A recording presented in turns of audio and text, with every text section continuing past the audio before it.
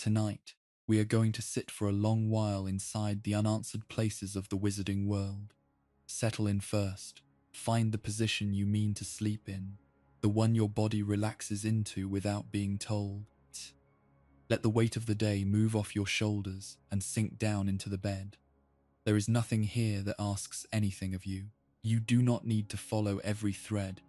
You do not need to keep hold of a single name. My voice will stay at same slow pace from the first word to the last. And if you fall asleep somewhere in the middle of a sentence, that is exactly what this was made for.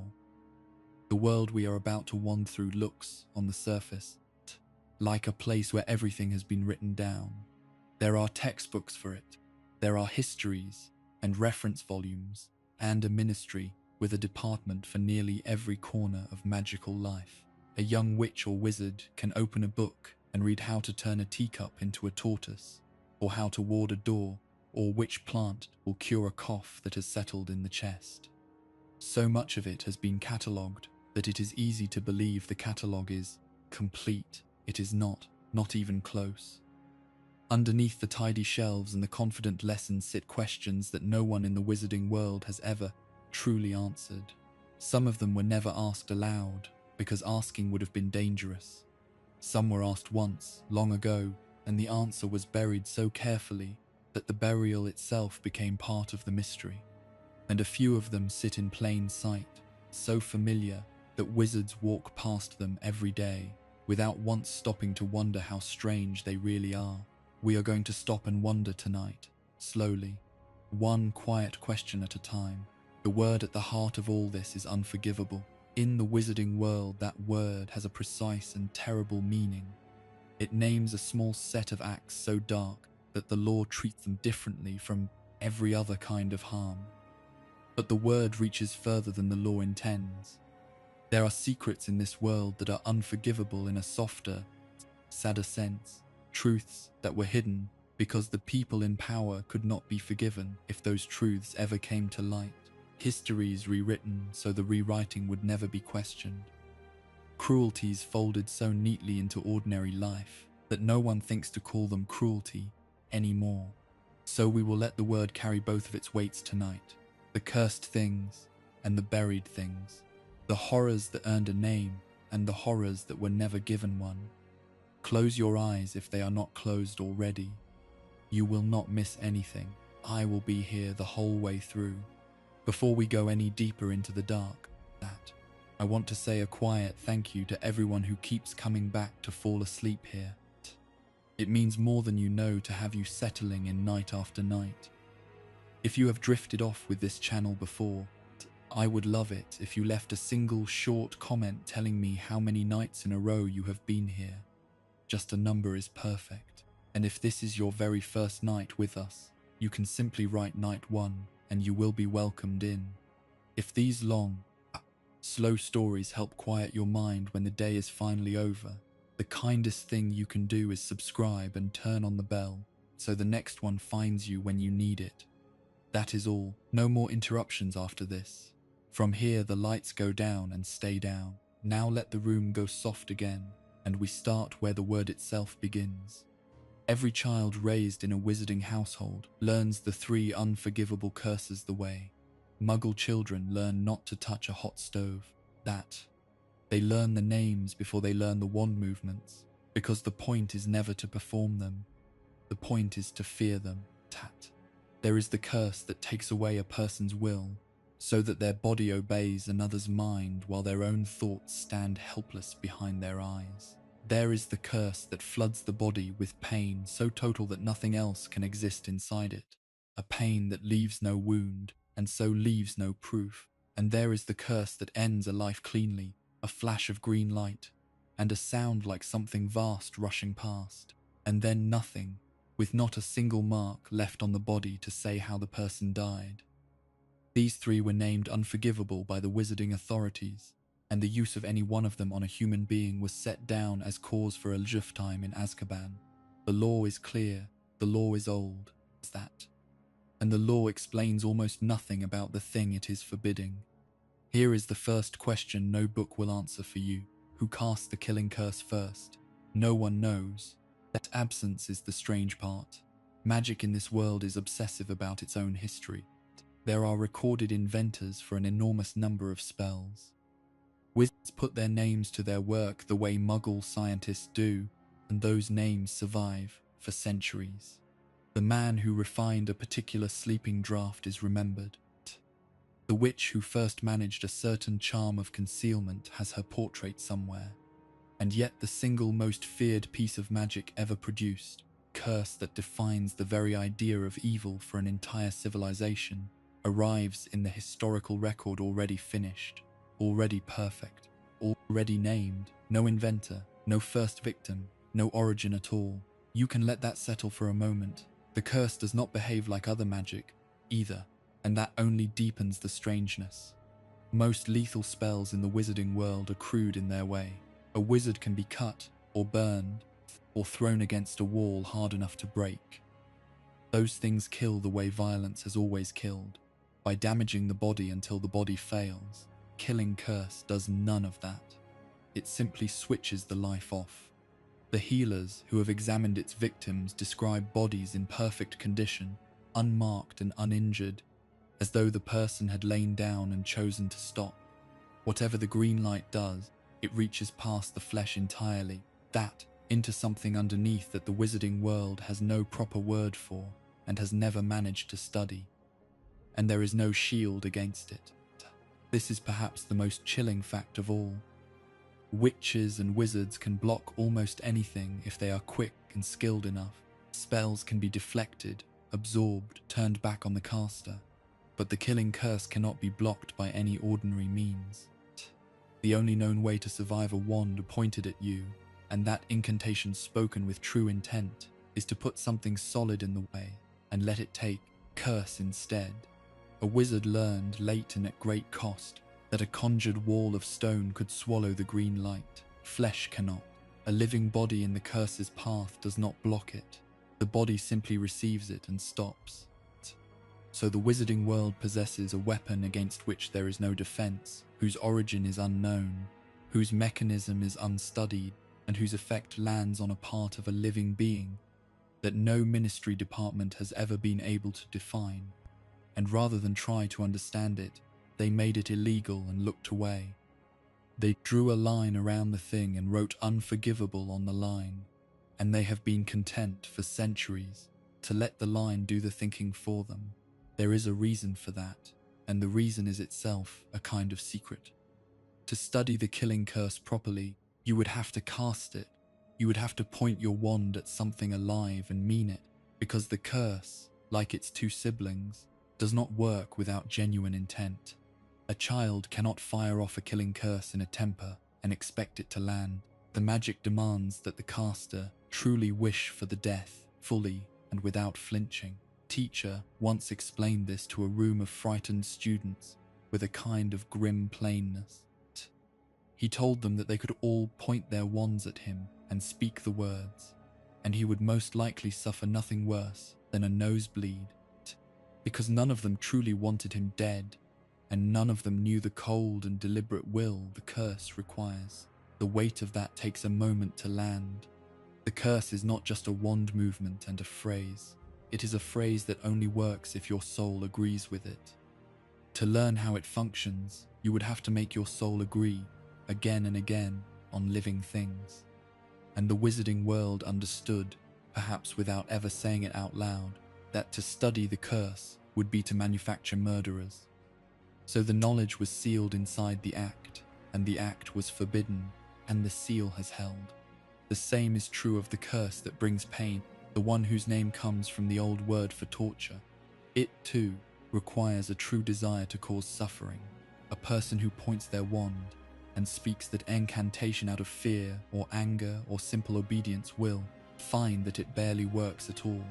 To make it work, you must want the other person to hurt, want it cleanly and completely, with a part of yourself that enjoys it.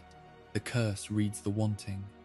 If the wanting is not there, the magic stays cold in the wand, which means that every wizard who has ever truly succeeded with that curse has revealed something about themselves in the act of casting it.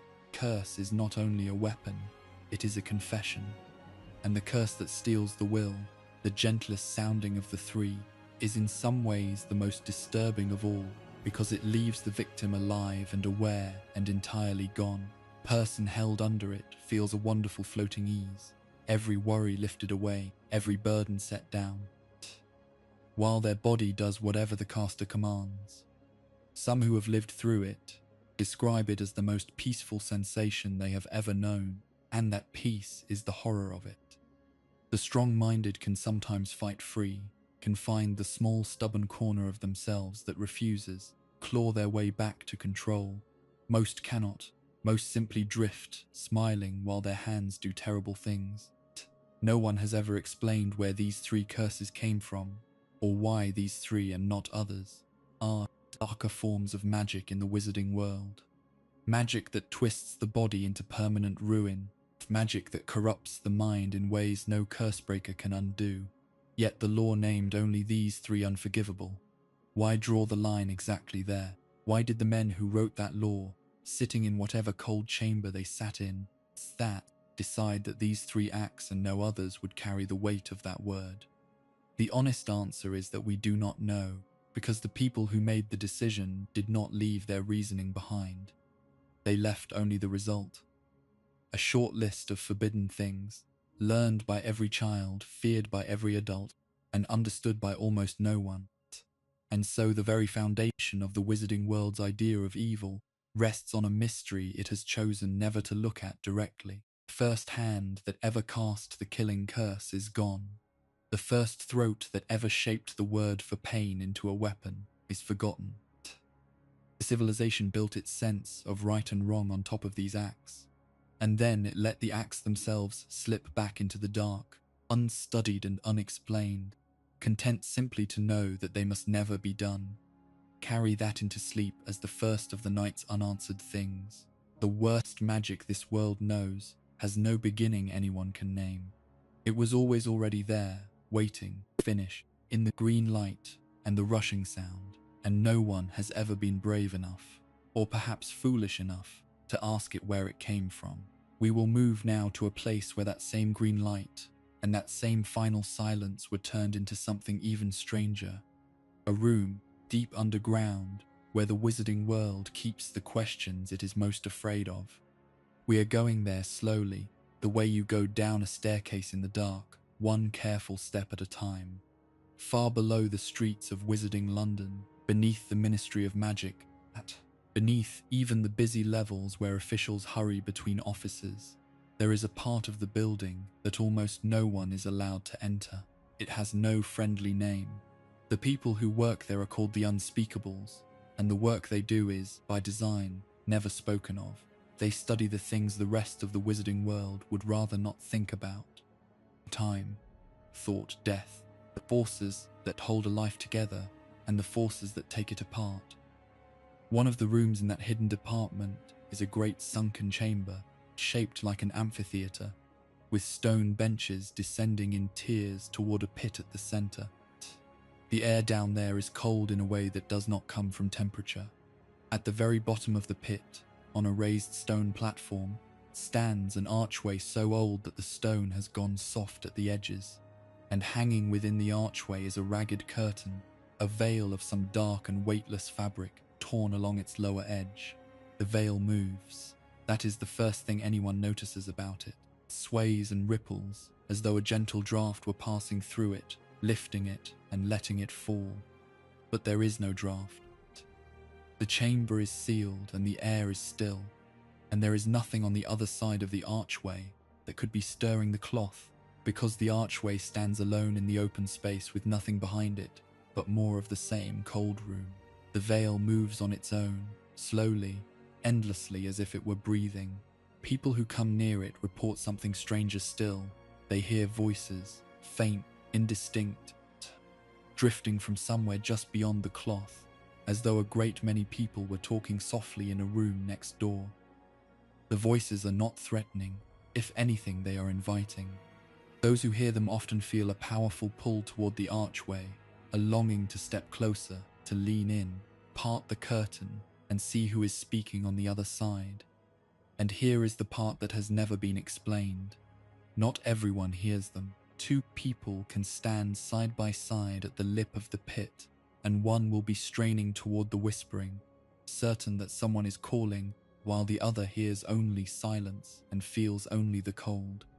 We have a quiet guess about who hears the voices, though no one has ever confirmed it. The wizarding world has a few phenomena that reveal themselves only to people who have witnessed death up close. There are creatures, for instance, that remain invisible until you have watched a living thing die and have understood truly, in your own body, what death is. Only then do your eyes learn to see them. It may be that the veil works the same way. The voices behind it can only be heard by those who have already stood near death's edge and carry some part of that nearness with them. If so, then, the chamber sorts its visitors silently into two groups, and the sorting itself is a kind of judgment about what each of them has already lived through. What no one can tell you is what the veil actually is. A wizard once fell through it. He was struck in the chest by a curse during a fight and stumbled backward through the archway, through the moving cloth, and he was simply gone, fallen behind it, not lying on the floor beyond, gone completely and instantly with no body left and no trace, as though the veil had closed around him like water closing over a stone. The grief of that moment was terrible for the people who loved him, and part of the terror was that there was nothing to grieve over, no form to bury, nothing, but the curtain swaying back into its slow rhythm, as if nothing had happened at all. The Unspeakables have studied this chamber for an unknown length of time, and they have not solved it. They do not know who built the archway. They do not know how old it is, though the worn stone suggests it is older than the ministry built around it. They do not know what lies on the other side, because nothing that goes through ever returns to report.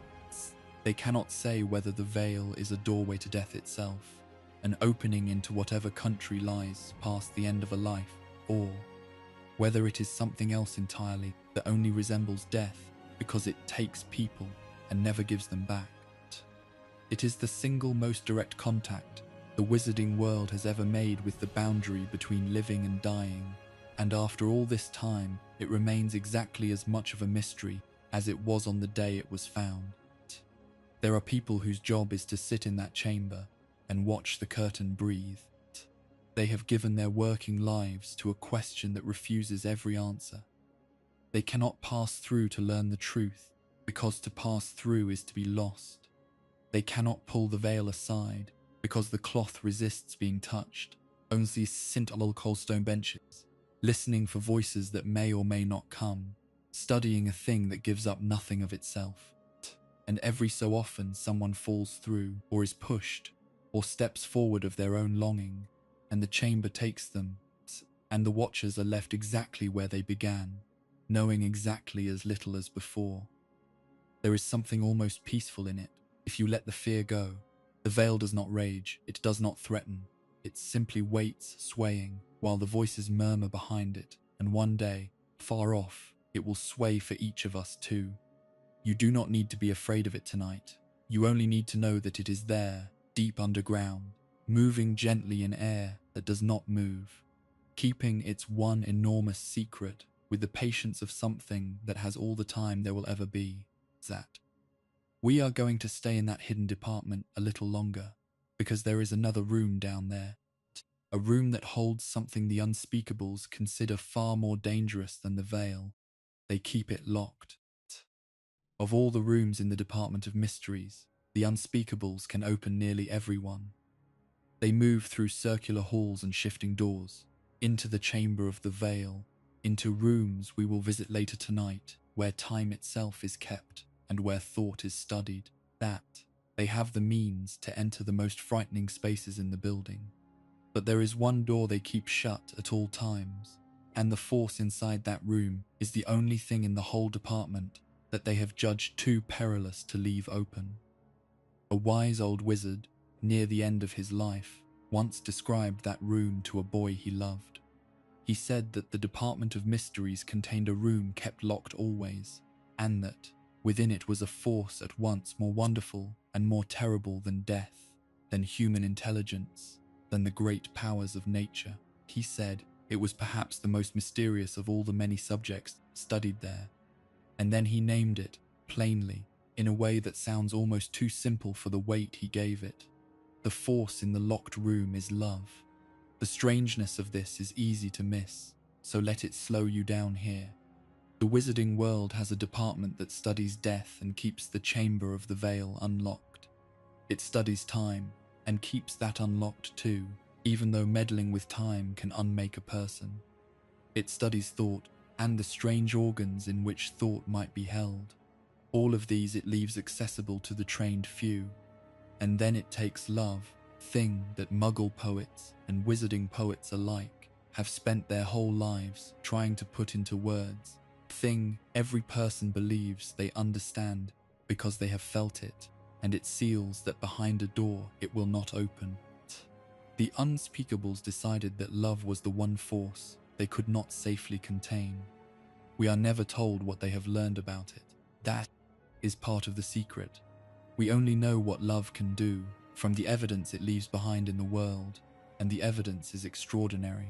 There was once a woman who stood between a dark wizard and her infant son.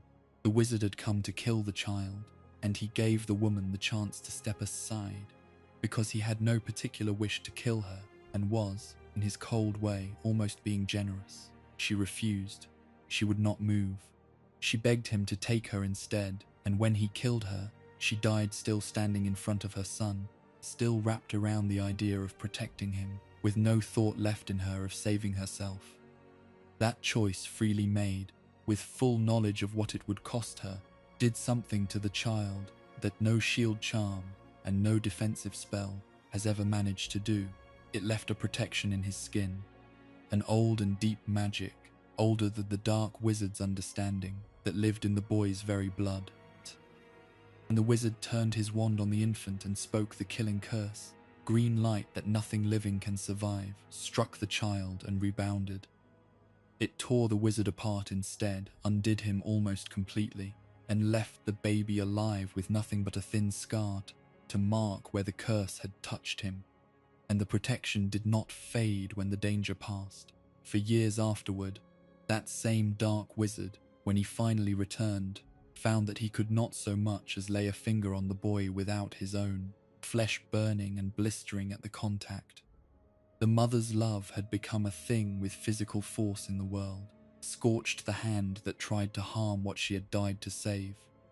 No one has ever explained the mechanism of this. There is no incantation for it. The mother did not cast a spell. She did not know any magic that could have done what her death did. Protection arose simply from the nature of her sacrifice, from love, offered without condition, and without any hope of reward. And that kind of love seems to operate by rules the Wizarding world has never been able to write down. It cannot be taught. It cannot be faked.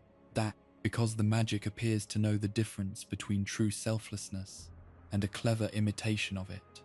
And it cannot be undone by any counter curse, because there is no curse to counter. There is only the love, sitting in the blood, refusing to let go. The dark wizard who suffered at the hands of that protection never understood it, and his failure to understand it was, in the end, a large part of why he lost. He had spent his life mastering the magic of fear and force and domination. He had pursued the secrets of death, until he had torn his own soul to pieces chasing immortality. But he had set love aside as something weak, something beneath his notice, a sentiment for lesser people. He never once thought to study the locked room, because he could not imagine that the thing inside it could matter, and the thing inside it destroyed him. This is why the door stays shut.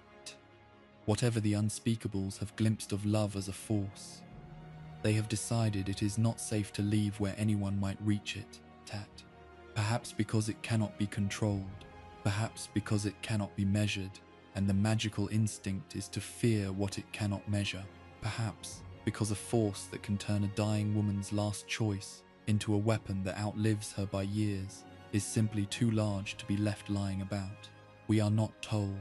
We are only shown the locked door and given the name of what is behind it, and left to understand that the most powerful magic the wizarding world has ever encountered is also the one magic it has chosen never to fully examine. There is a gentleness to that when you think about it as you drift. The hardest, coldest, most ambitious wizards spent themselves searching for power in curses and conquest, and the defeat of death, and the whole time the greatest power of all sat unnoticed behind one locked door, that, made of nothing more complicated than a person choosing someone else over themselves. Love is the most common thing in the world, and still it sits behind the one door that does not open. It was hidden for being too strong to hold, and because the people who understood it best knew, perhaps, that it was never meant to be studied. It was only ever meant to be felt and given away. That. Rest in that for a moment before we move on. The most terrible and the most wonderful thing in the wizarding world is the same thing, kept behind the same door, and it is the one thing in this entire night that you already carry inside you, no spell required. Beneath everything magic can do sits a question so basic that almost no one thinks to ask it. Where does magic come from in the first place? We are going to follow that question down to a place where even the wisest wizards fall silent. Ask a wizard how to perform a spell and they can tell you in detail. Ask them what magic is at its root, where it lives in a person and how it first came to be, and you will watch a strange thing happen. The confident expert goes quiet. The textbooks, so thorough about technique, have nothing to say about origin. An entire civilization is built on a power whose nature it has never managed to explain, and most of the people inside that civilization have simply stopped noticing the gap. Here is the shape of the mystery. Magic seems, at first glance, to run in families. There are old wizarding lines that stretch back centuries, parent to child to grandchild, each generation born able to do what others cannot. This regularity makes magic look like an inherited trait, something passed down in the blood the way eye color or height is passed down.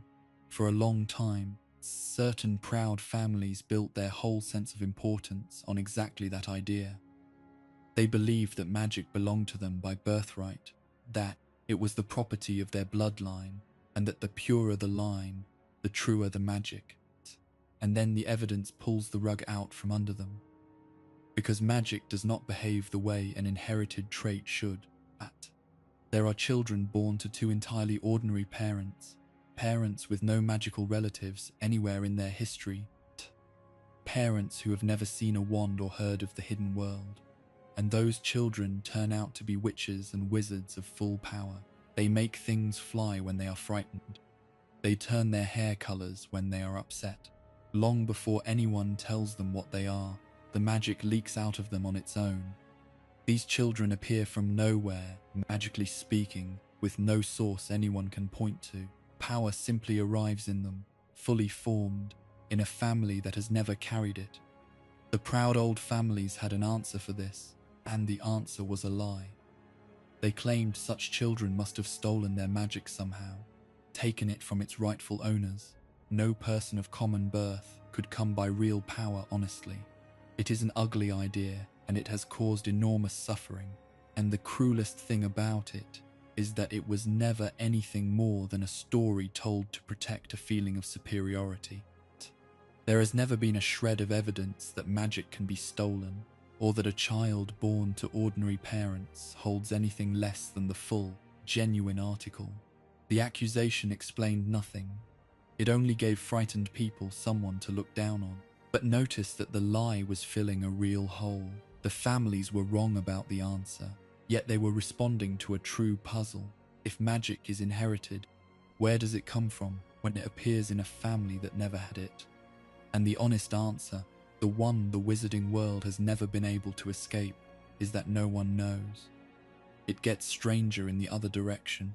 Just as magic appears where it has no apparent source, it also vanishes where it ought to be. There are children born into the oldest and most magical of families, surrounded by power on every side, with witches and wizards stretching back as far as the records go, and those children cannot do magic at all, not a spark. They are not muggles, because they can see the hidden world that muggles cannot. They know the magic is there, They grow up inside it. They simply cannot touch it themselves, and no one has ever been able to explain why the power that fills their whole family skipped them entirely. It is one of the loneliest positions in that world. You can see the moving portraits, that you can watch your parents and your brothers and sisters do effortless wonders. You belong to the world completely, and the world will not open its door to you, and there is no reason for it that anyone can find.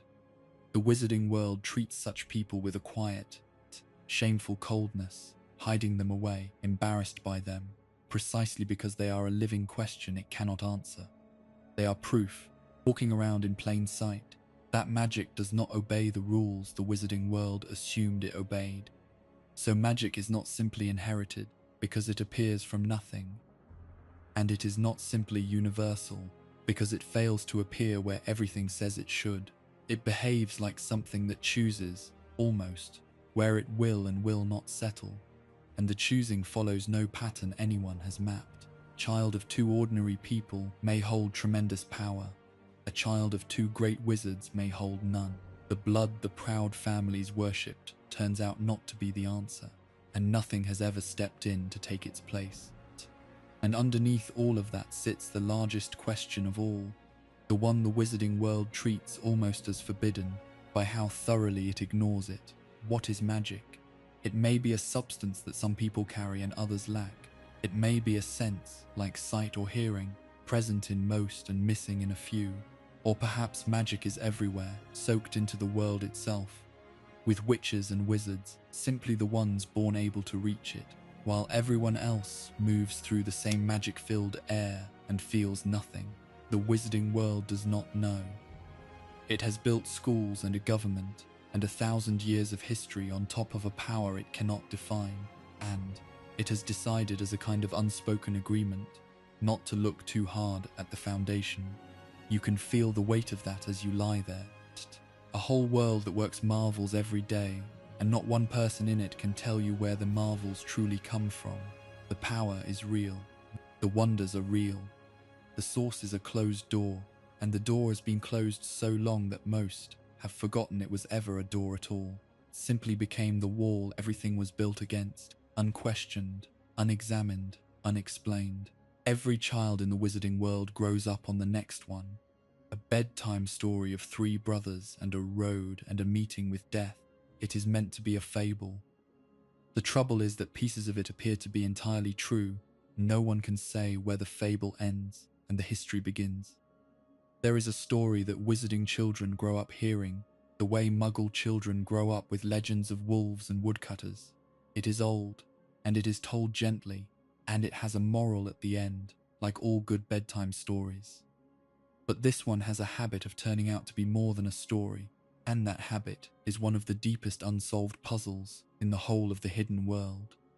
The story goes like this. 3 brothers were traveling along a lonely road at twilight, and they came to a river too deep and too dangerous to cross. Being skilled with magic, they simply waved their wands and conjured a bridge across the water, and they began to walk over it. But halfway across, a hooded figure rose up before them and blocked their way. It was Death, and Death was not pleased, because that river had claimed many travelers over the years, and these 3 had cheated it of 3 new lives. Death, though, was cunning. He hid his anger and pretended to be impressed, and he offered each brother a prize for having been clever enough to escape him. The eldest brother, proud and warlike man, asked for a wand more powerful than any in existence, a wand that would always win for its master. So Death fashioned him one from a nearby elder tree and handed it over. The second brother, arrogant in his own way, wanted to humiliate Death further still, and he asked for the power to bring back those who had died. So Death picked up a small stone from the riverbank and gave it to him, telling him it had the power to recall the dead. The youngest brother was the humblest, and he was also the wisest, because he did not trust Death at all. He did not want a gift that would let him taunt Death or do battle with him. He wanted only to be able to go on his way without Death following him. So he asked for something that would let him leave that place and remain hidden, even from Death's own eyes. and Death, very reluctantly, handed over his own cloak of invisibility, a cloak that would conceal its wearer completely from anything that searched for them. Three brothers went their separate ways. The eldest, bragging about his unbeatable wand in a distant village, was murdered in his sleep by a man who coveted it, and Death took him.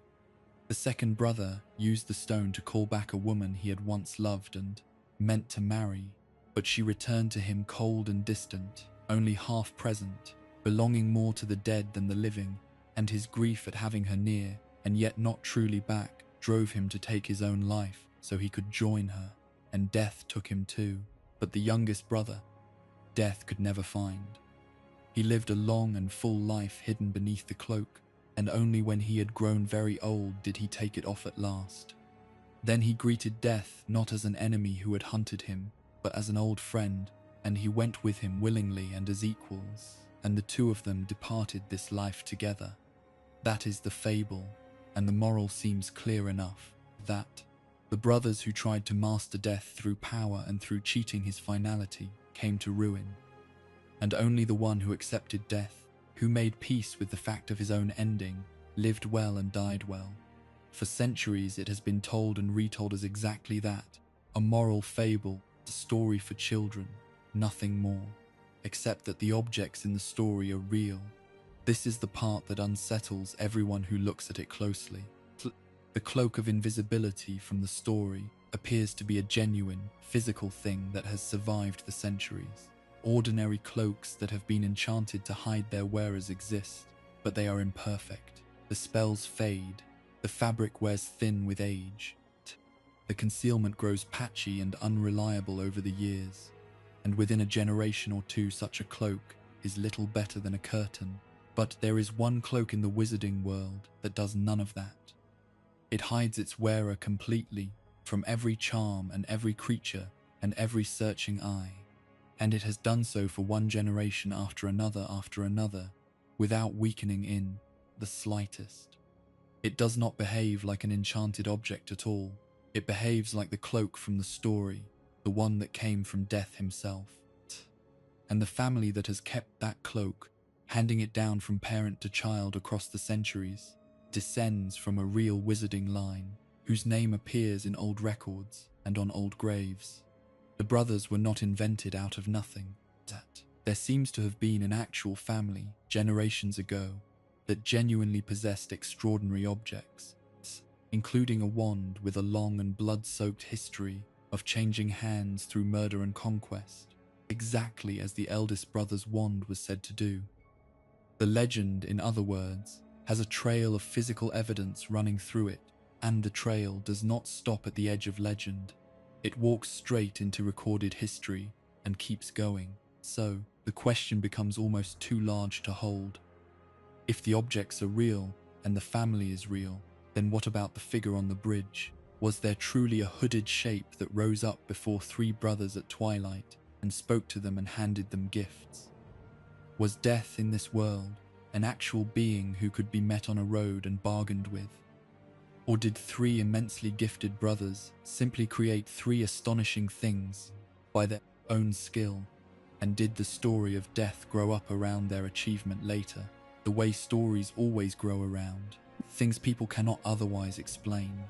The wizarding world cannot tell you, and uncertainties is made worse by the fact that we have already stood tonight before the veil deep beneath the ministry, where death of some kind clearly exists as a real boundary that people can fall through and never return from. There is one story that treats death as a place, a curtain you pass behind, and there is another story that treats death as a person, a figure who walks the roads and grants wishes and keeps his promises. Both stories live inside the same world, and no one has ever made them agree that. Perhaps the youngest brother knew something the others did not, and perhaps it had nothing to do with whether the hooded figure was real. Perhaps the only truth that ever mattered in the story is the one thing in it that needs no magic to be true. That the ones who spend their lives fighting their own ending are the ones who suffer most, and that the rare soul who can meet the end without terror, as something to walk toward rather than flee, is the one who finds peace. Part of the story was never a mystery. It is only the part about Death's hood and Death's cloak and Death's stone that no one can confirm, and that may be exactly as it was meant to be. Let the legend carry you a little further towards sleep.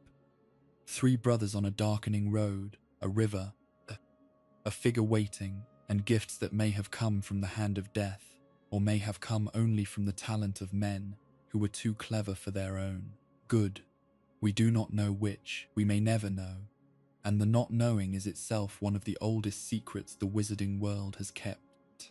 2 of those gifts have stories of their own that go deeper than the fable, and we are going to follow both of them. First, the stone that calls back the dead, and what the dead actually become when they answer. And then the darker path, the one a different kind of wizard took when he decided that he would not greet death as a friend, but would defeat him entirely, no matter what it cost his soul.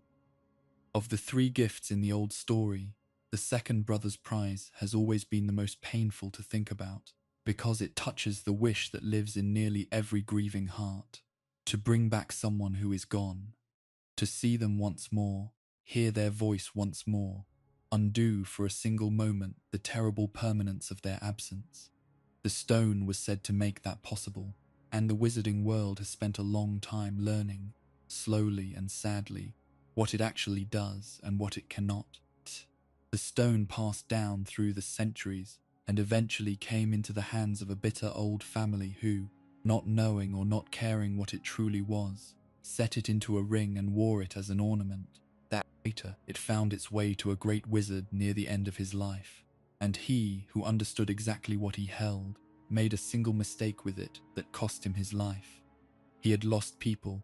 He carried an old grief that had never healed, a guilt over the deaths of those closest to him long ago, and when the stone came into his possession, he could not stop himself. He put the ring on. He turned the stone, meaning only for a moment to see the faces he had lost, and in doing so he triggered a curse laid on it, curse that began to kill him from the hand outward, a slow death that no healing could fully stop. Even the wisest among them, who knew better than anyone the danger of longing for the dead, could not resist the stone when it sat in his palm. That tells you something about its pull. But set the curse aside, because the curse was a separate thing laid on the ring later. The stone's own power is the mystery. When it is turned, the dead come. They do not come back to life. This is the first and most important truth about the stone, and it is the truth the second brother in the fable learned at the cost of everything. The woman he called back returned to him changed. She was there, and she was herself, and yet she was wrong in a way he could feel but could not fix. She was cold. She moved as though a thin curtain hung between her and the living world, separating her from it, even as she stood within it. She did not belong on the earth anymore, and being summoned back to it caused her a quiet suffering, a sorrow at being neither truly here nor allowed to be fully gone. The brother's grief at this, at having her near and yet forever out of reach, was worse than the grief of her death had been, and it destroyed him. Now think about what that actually describes, because no one has ever explained it. What are the dead when the stone calls them? They are not ghosts. Ghosts in the wizarding world are a particular thing, the lingering imprint of a person who could not bear to move on, and we will come to them later tonight. The figures the stone summons are not that. They are not pale and transparent and trapped in a single place. Neither are they living, neither solid nor warm, nor able to remain. They are something the wizarding world has no name for, occupying a state between the grave and the world, present enough to speak and to be spoken to, absent enough that they cannot stay and were never meant to. There was a young man, much later, who used the stone in the last moments, before he believed he was walking to his own death. He was frightened, and he was alone, and he turned the stone 3 times in his hand, and the people he had lost came to him. His mother and his father, who had died when he was an infant, and whom he had never truly known. A man who had been like a second father to him, and had died only recently. Another who had been a teacher and a friend, also newly gone. They gathered around him in the dark forest, and they were, in his own description, neither ghost nor truly flesh. They were more solid than ghosts, but far less than living, as though they were made of something close to memory but warmer, something close to presence but lighter. And here is the part that breaks the simple explanations. They knew him. They knew what had happened in the world since they had died. His mother spoke to him with full awareness of who he had become and what he was about to face. The man who had died only recently understood the situation completely, made a quiet, bitter joke about his own death, and spoke as himself, with his own voice and his own thoughts intact. These were not blank images conjured from the young man's imagination, because they contained knowledge and awareness that came from somewhere beyond his own mind. They responded as the real people would have responded, comforted him in the way the real people would have. They were, in some sense no one can define, genuinely them. So what came when he turned the stone? If they were only projections of his own longing, how did they hold awareness he did not give them? Say instead they were the actual dead, pulled briefly back across the boundary. Then why could they not stay, and where exactly were they pulled back from? And if they were echoes, then echoes of what? Stored where? Retrieved how? The wizarding world has never answered any part of this. The stone reaches across the line between living and dead and brings something back, something that is recognizably a person and yet is not alive. And the nature of that something is one of the deepest unknowns in all of magic. What we do know is what the figures themselves seem to feel about it, and it is not what the grieving expect.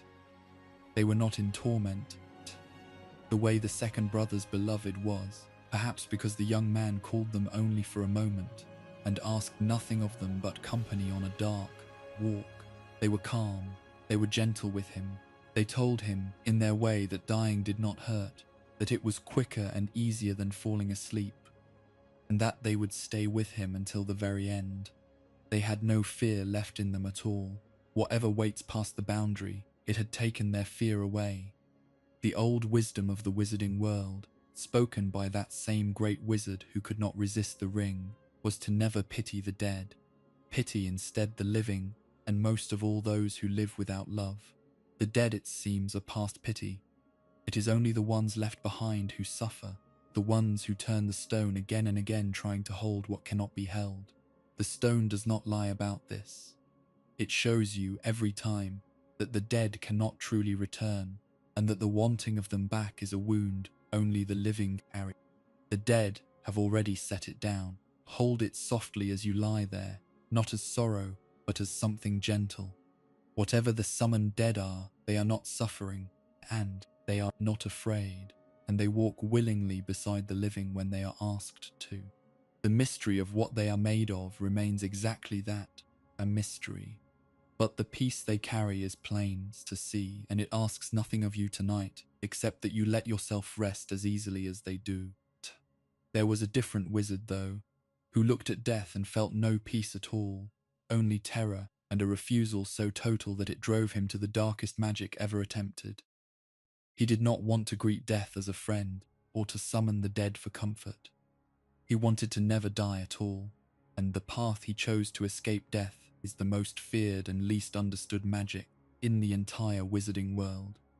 There is a kind of magic so dark that the wizarding world made a deliberate choice, long ago, to stop teaching it, not to forbid it exactly, the way the curses were forbidden, but to do something quieter and in some ways stranger, to remove the knowledge from circulation, to take the books that explained it off the shelves, to lock them away, to let the method itself fall into shadow, so that fewer and fewer people would ever know how it was done. Aim was to make the magic so obscure that no one could perform it. The result, in the end, was that when someone did perform it, almost no one knew how to fight it. The magic is the splitting of the soul. The idea behind it is a horror dressed up as a solution. A wizard who fears death above all things, who cannot accept that his life will one day end, looks for a way to anchor himself to the world so firmly that even the destruction of his body cannot finish him. And the way to do it the old dark text hinted, was to take your own soul, which is meant to be whole and single, and tear a piece of it away and hide that piece inside an object somewhere in the world. Then, if your body is ever killed, the torn fragment remains behind, still tethered to life, and you do not pass on. You linger, broken and barely alive, but not gone, waiting for some means to return. To tear the soul, though, you must commit the most violent act there is. You must murder someone. The act of killing, of deliberately ending another person's life, is what rips the soul apart, and only then can the wizard take the loosened fragment and seal it away. So the magic begins with murder by necessity. There is no gentle version. To split your soul even once, you must first destroy another life, and the splitting is, in a sense, the soul's own scream at having done so. How little is actually known about this, even by the people most desperate to use it, is hard to believe. The wizard who pursued this path more relentlessly than anyone in history did not come by the knowledge easily. He had to go searching for it, and the searching led him to a teacher, an expert on dark and difficult magic, and he had to question that teacher carefully, drawing out scraps of information that the teacher was reluctant and frightened to give. The young man asked whether the soul could be split into more than one piece. He asked whether it might be possible to split it into many. He asked about a particular number, a number he found powerful, and whether a soul could survive being torn that many times. And the teacher, horrified that anyone would even ask, could only offer guesses, because not even he truly knew that the most learned authority on the dark art available to them was working from rumor and theory and dread, not from any solid understanding. That is the first great unknown. The actual method, the precise way a torn soul fragment is sealed into an object, is never spelled out anywhere a person could find it. The books that might have explained it were taken away and hidden. The knowledge was buried so thoroughly that even those who wished to use it had to reconstruct it from fragments. We are told what the magic does. We are never told in any complete way how it is done, and that absence is not an accident.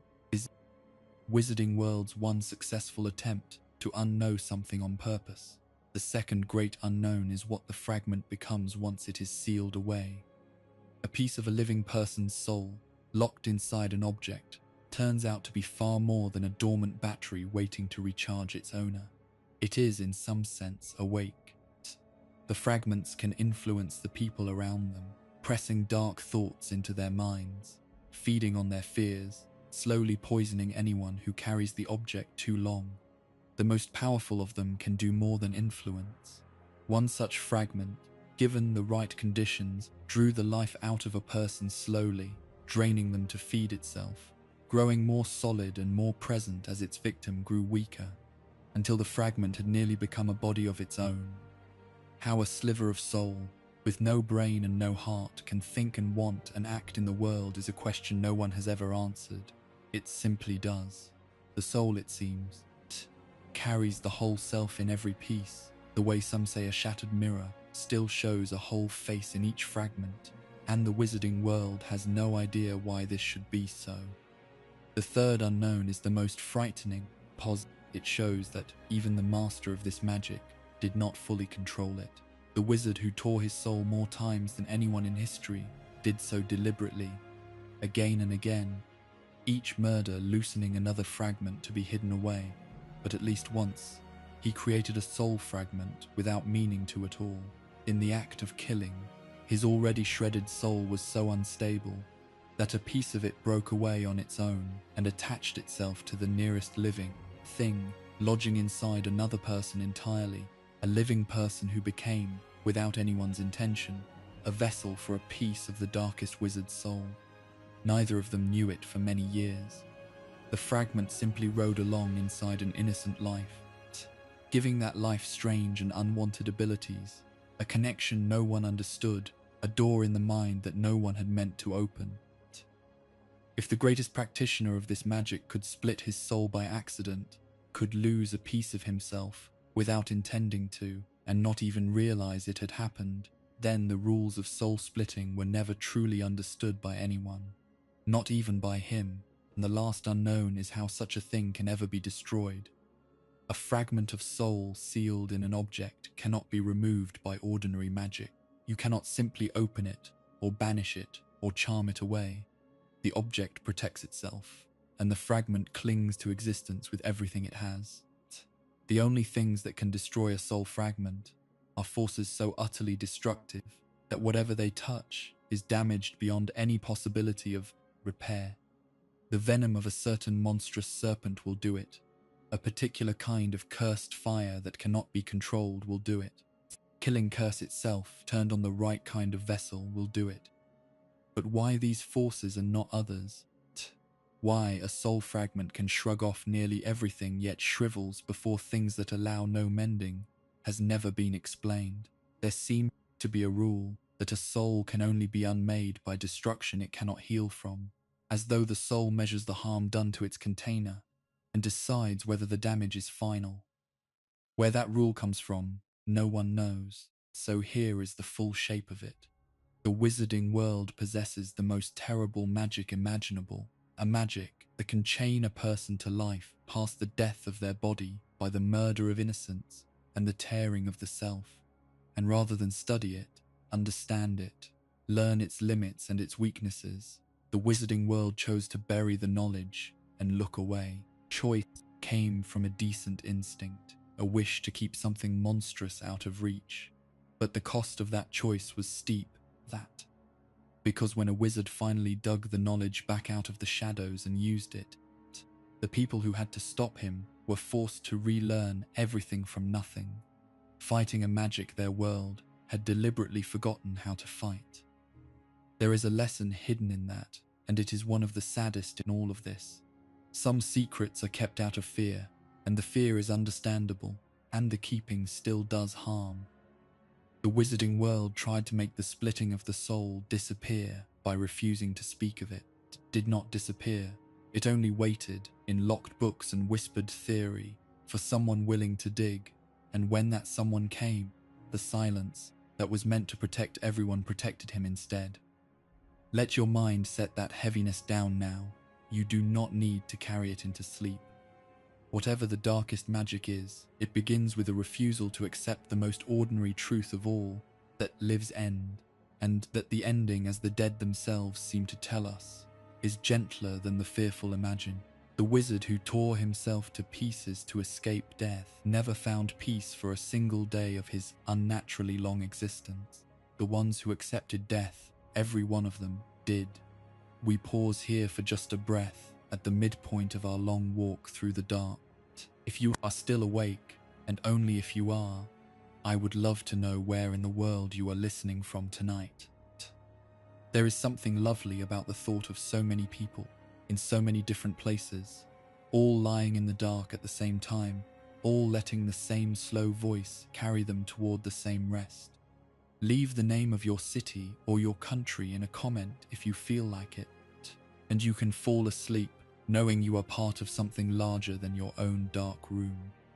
And if this channel has become part of how you find sleep, subscribing is the one small thing that helps these long stories keep finding you, night after night. That is all I will ask. Now let your eyes close again, and let everything go quiet, and we will go on. We have spent this first half among the great forces, death and love and the soul, and the question of where magic itself comes from. Now we are going to move closer to the everyday, into the places wizards walk through without wandering, and we will find that the ordinary is every bit as full of unexplained things as the deepest mysteries. Our next secret is a room inside a school, a room that seems to think for itself.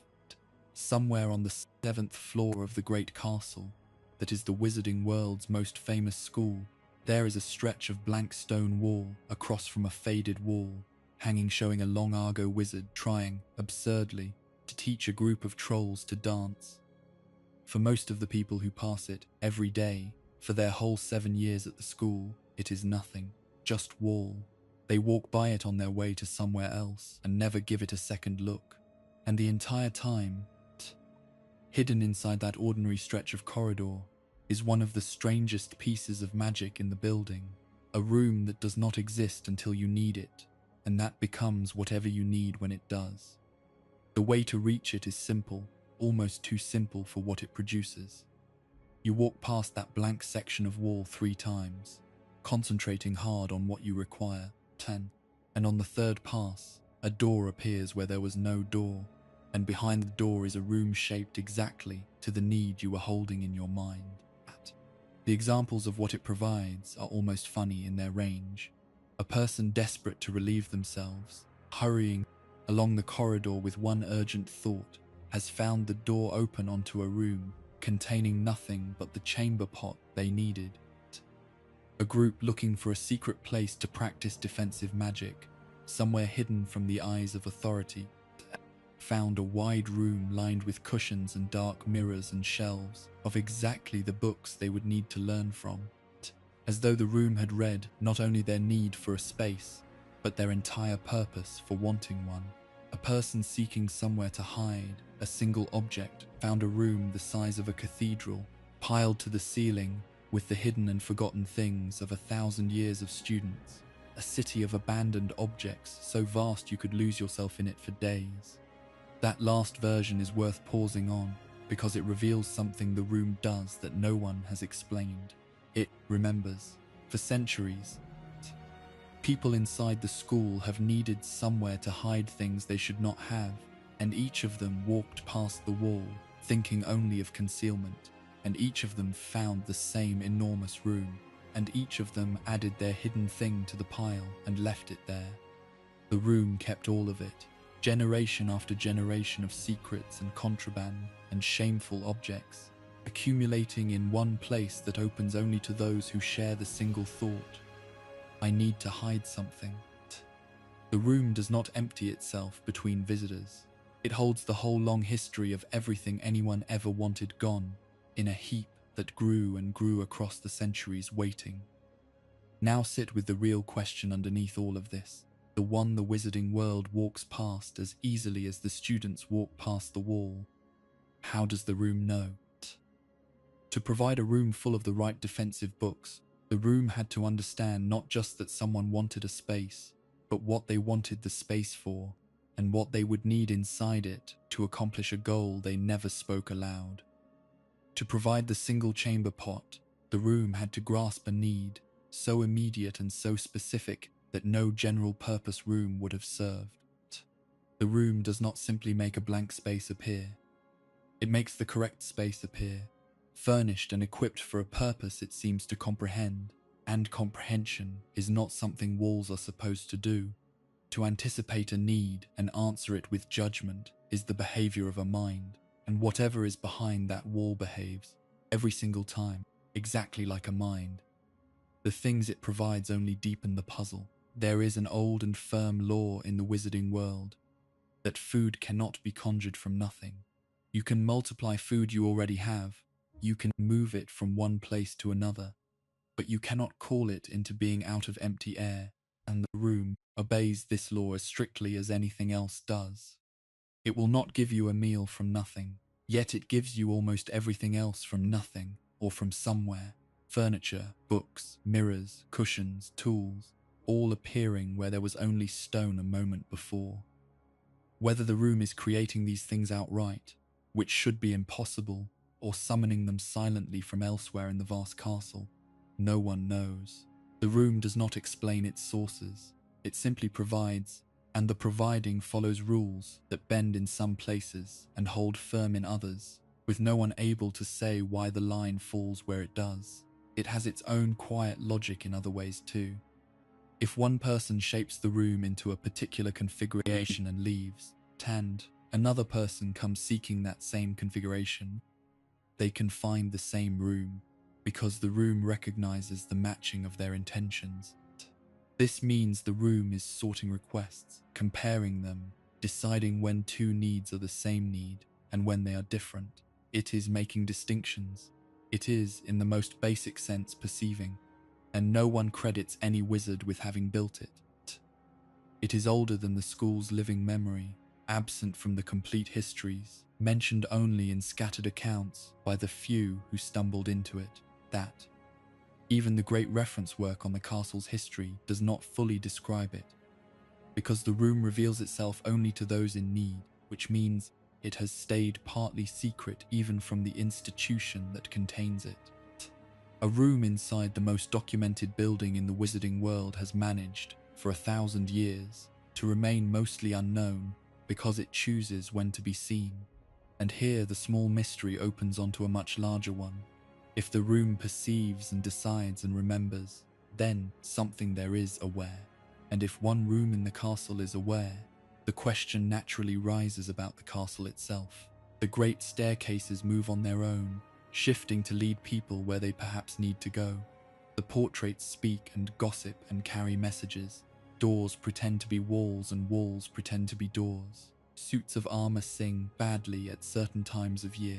The whole vast structure has a quality of life to it, a sense that it is not merely a building full of magic but is, in some way no one has ever defined, a single magical thing that watches over the people inside it. The room of requirement may simply be the place where that awareness comes closest to the surface, where the castle stops hiding the fact that it knows you are there and what you need. No one has ever proven this, and no one has ever disproven it, and the wizarding world has mostly decided not to ask. It is easier to treat the room as a clever piece of old magic and leave it at that. But every time the door appears, furnished and ready, answering a need before it was spoken, the easy explanation grows a little thinner, and the strange one grows a little harder to dismiss. There is a sadness attached to the room as well, because the great heap of hidden things, the accumulated secrets of 1,000 years, did not last forever. There came a day when terrible fire was loosed inside that version of the room, a cursed fire that consumed everything it touched and could barely be stopped. And in that fire, the entire history hidden there burned away. Every object a student had ever needed to lose, every forgotten thing, the whole silent record of a millennium of secrets, gone in a few minutes of flame. No one will ever know most of what was lost, because the things were hidden precisely so they would never be found, and now they are not hidden, but simply gone, their stories ending without anyone ever having known they were there. A library of secrets burned, and no one even kept a catalogue, because a catalogue would have defeated the purpose. It is a melancholy thing to drift on, but not a frightening one. A room that understood you, that answered you, that kept faith with 1,000 years of people who needed somewhere to put what they could not keep, and that gave no account of itself before it was partly destroyed. It is still there, on the 7th floor, behind the blank wall, waiting for the next person with a need. And it still will not tell anyone how it knows. From a room that thinks we go to an object that thinks, an old and battered hat that has held the minds of 4 long-dead wizards for 1,000 years, and sings and reads the hearts of children, pulls swords out of itself, and no one can say what it truly is. Once a year, in the great hall of the school, an old and shabby pointed hat is brought out and set upon a stool, and the newest students come up one at a time to place it on their heads. The hat looks at first like nothing at all. It is patched and frayed and the colour of long faded leather, the sort of thing you might find forgotten in the corner of an attic. And then it opens a tear near its brim like a mouth, and it sings a different song every year. Not a remembered song, not the same verses repeated, but a new composition, freshly made, often commenting on the particular mood of the times, sometimes carrying warnings, sometimes offering comfort. A hat composes original poetry, annually, with awareness of current events. That alone should stop a person in their tracks, and yet the students who hear it are usually too nervous about their own turn to wonder at it. The hat's purpose is to sort. When a child places it on their head, it looks inside their mind. It weighs what it finds there, the qualities of courage, or cleverness, or loyalty or ambition, and it decides which of the school's 4 houses the child belongs in, and then it calls out the name of that house for all to hear. The decision shapes the rest of the child's time at the school, and often the rest of their life, determining who their closest companions will be, and what part of themselves the world will most encourage in them. It is one of the most consequential judgments a young witch or wizard will ever face, and it is made by a hat, in the space of a few seconds, by reading their thoughts. The reading of thoughts is itself a deep magic that very few accomplished wizards can manage at all, and those who can find it difficult and uncertain. To look into another person's mind, to see their memories and feelings laid bare, requires enormous skill and is considered formidable and slightly frightening ability. The hat does it instantly, to a frightened 11-year-old, while sitting on their head, and it does it not just to read the surface, but to weigh the deep currents of a personality and reach a true judgment about its nature. How a hat performs a feat that taxes the most talented human practitioners, no one has ever explained. The origin of all this is a story the wizarding world does tell, though the telling only raises more questions than it settles. The school was founded long ago by 4 powerful witches and wizards, and as they grew old, they worried about how students would be sorted into their 4 houses after they themselves were gone. So one of the founders took the hat from his own head, and the 4 of them each put something of themselves into it. Each placed a measure of their own intelligence, their own knowledge, their own way of seeing, into the hat, so that it would carry their combined judgment forward through the centuries and sort the students as the 4 of them would have. And from that moment the hat could think. It describes something extraordinary, and the wizarding world hands it over as a charming bit of school history.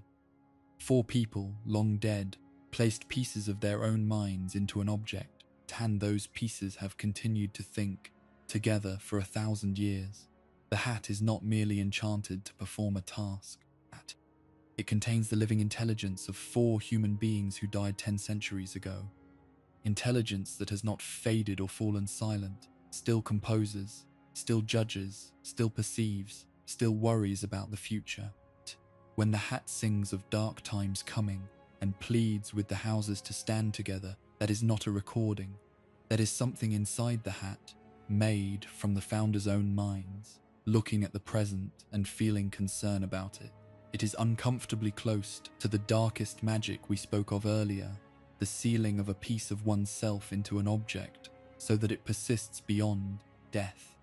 The hat is in a sense 4 fragments of self preserved in a single vessel across the centuries.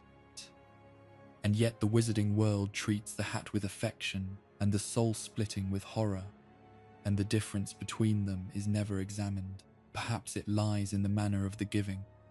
The founders gave pieces of their minds freely and for a good purpose, with no murder and no tearing, while the dark magic takes pieces by violence for the sake of escaping death.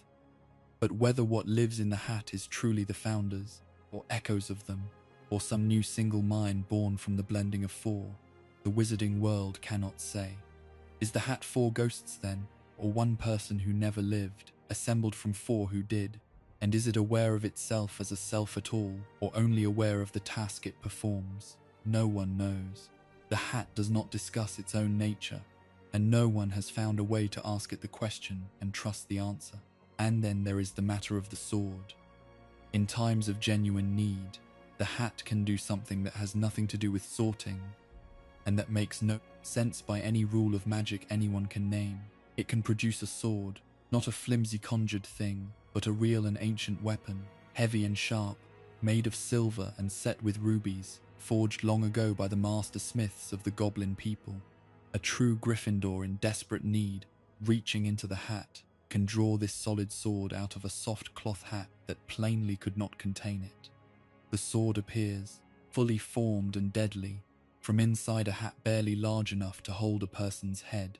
Where the sword is kept between these moments, no one can say. It seems to belong to the hat, and yet not to live inside it in any ordinary sense.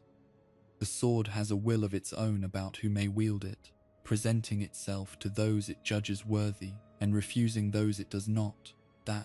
And the hat is one of the doors through which it comes when it decides to come. A blade that chooses its bearer, materializing out of a hat that holds the minds of the dead, given only to those who prove themselves in a moment of true courage. Every part of that sentence describes something the wizarding world cannot explain, and every part of it is simply accepted as the way the hat works.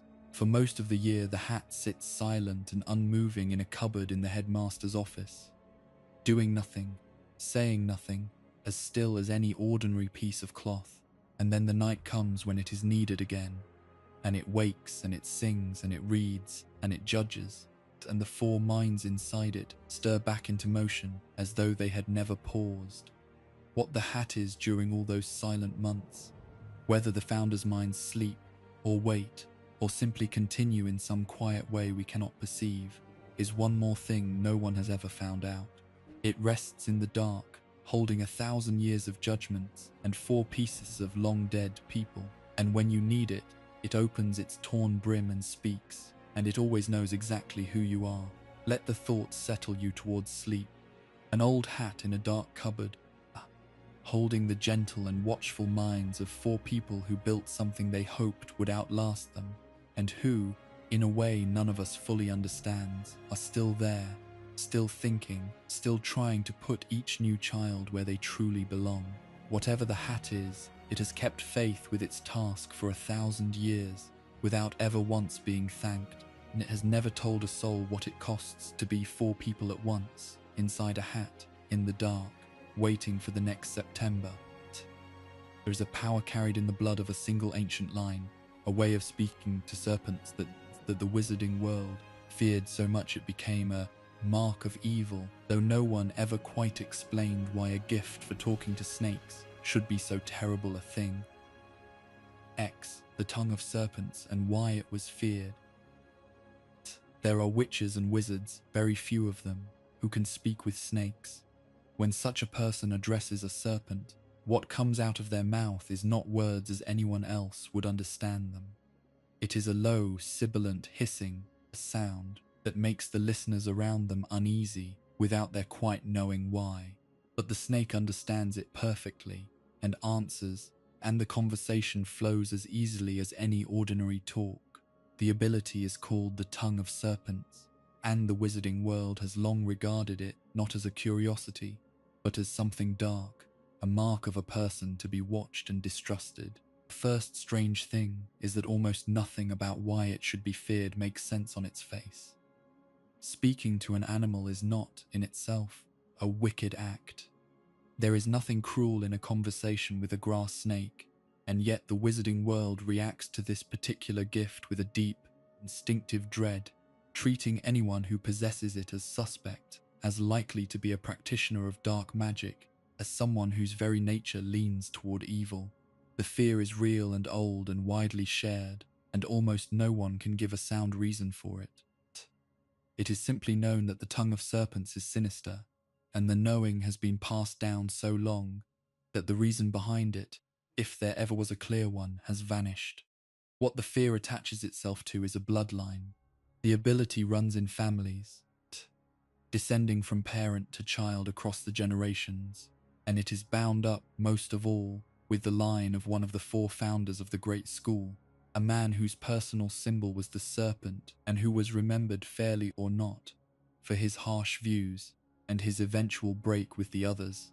That, because the gift came down chiefly through his descendants, and because his memory was darkened by the things attributed to him, tongue of serpents became, in the wizarding mind, the badge of his blood and of everything that blood was thought to carry. To speak to snakes was to be marked as his heir, and to be his heir was to be feared. But notice what that explanation admits. The ability is inherited, passed down in the blood, and no one knows what is actually being passed down. We met this puzzle already tonight, the question of how magic itself moves through bloodlines, without anyone being able to say what the inherited thing is. Tongue of serpents is the same puzzle in miniature. It travels by descent, like an heirloom carried in the body, and the wizarding world accepts that it does without ever being able to explain the mechanism. Something is handed from parent to child. No one can name what. And then comes the case that breaks the simple picture of inheritance entirely. There was a young man who could speak the tongue of serpents and who did not come by it through his blood at all. He was not descended from the serpent founder. His family had no history of the ability. He possessed it because, when he was an infant, a piece of another wizard's torn soul had lodged inside him, unintended and unknown. And that fragment of soul carried the gift with it. The ability rode into the boy on a sliver of someone else's self. He could speak to snakes for the same reason he carried other strange traces of the wizard whose soul sphere lived in him. And here is the part that should stop everyone cold. When that fragment of soul was finally destroyed, removed from him at last, the ability went with it. He woke afterward and found he could no longer speak to serpents. The gift had left him along with the piece of foreign soul that had brought it. That fact proves something important. Tongue of serpents is not simply a feature of the body written into the flesh and the blood. It can be carried by a piece of soul that, transmitted from one person to another through the most intimate and terrible kind of contact, and removed again when that piece of soul is taken away, which means the ability is tied somehow to the soul itself, not just to the body. It is a property of the self at a level deeper than physical inheritance, and yet it also passes down through ordinary bloodlines, parent to child, as though it were physical after all. So which is it? Is it written in the blood, or carried in the soul, or somehow in both at once? Two-way travels seem to belong to two different kinds of thing, and the wizarding world has never reconciled them, because the wizarding world never even noticed there was a contradiction to reconcile. The gift is stranger still in how it feels from the inside. Those who have it do not experience themselves as speaking a foreign language. To a person with the tongue of serpents, hissing at a snake feels exactly like ordinary talking.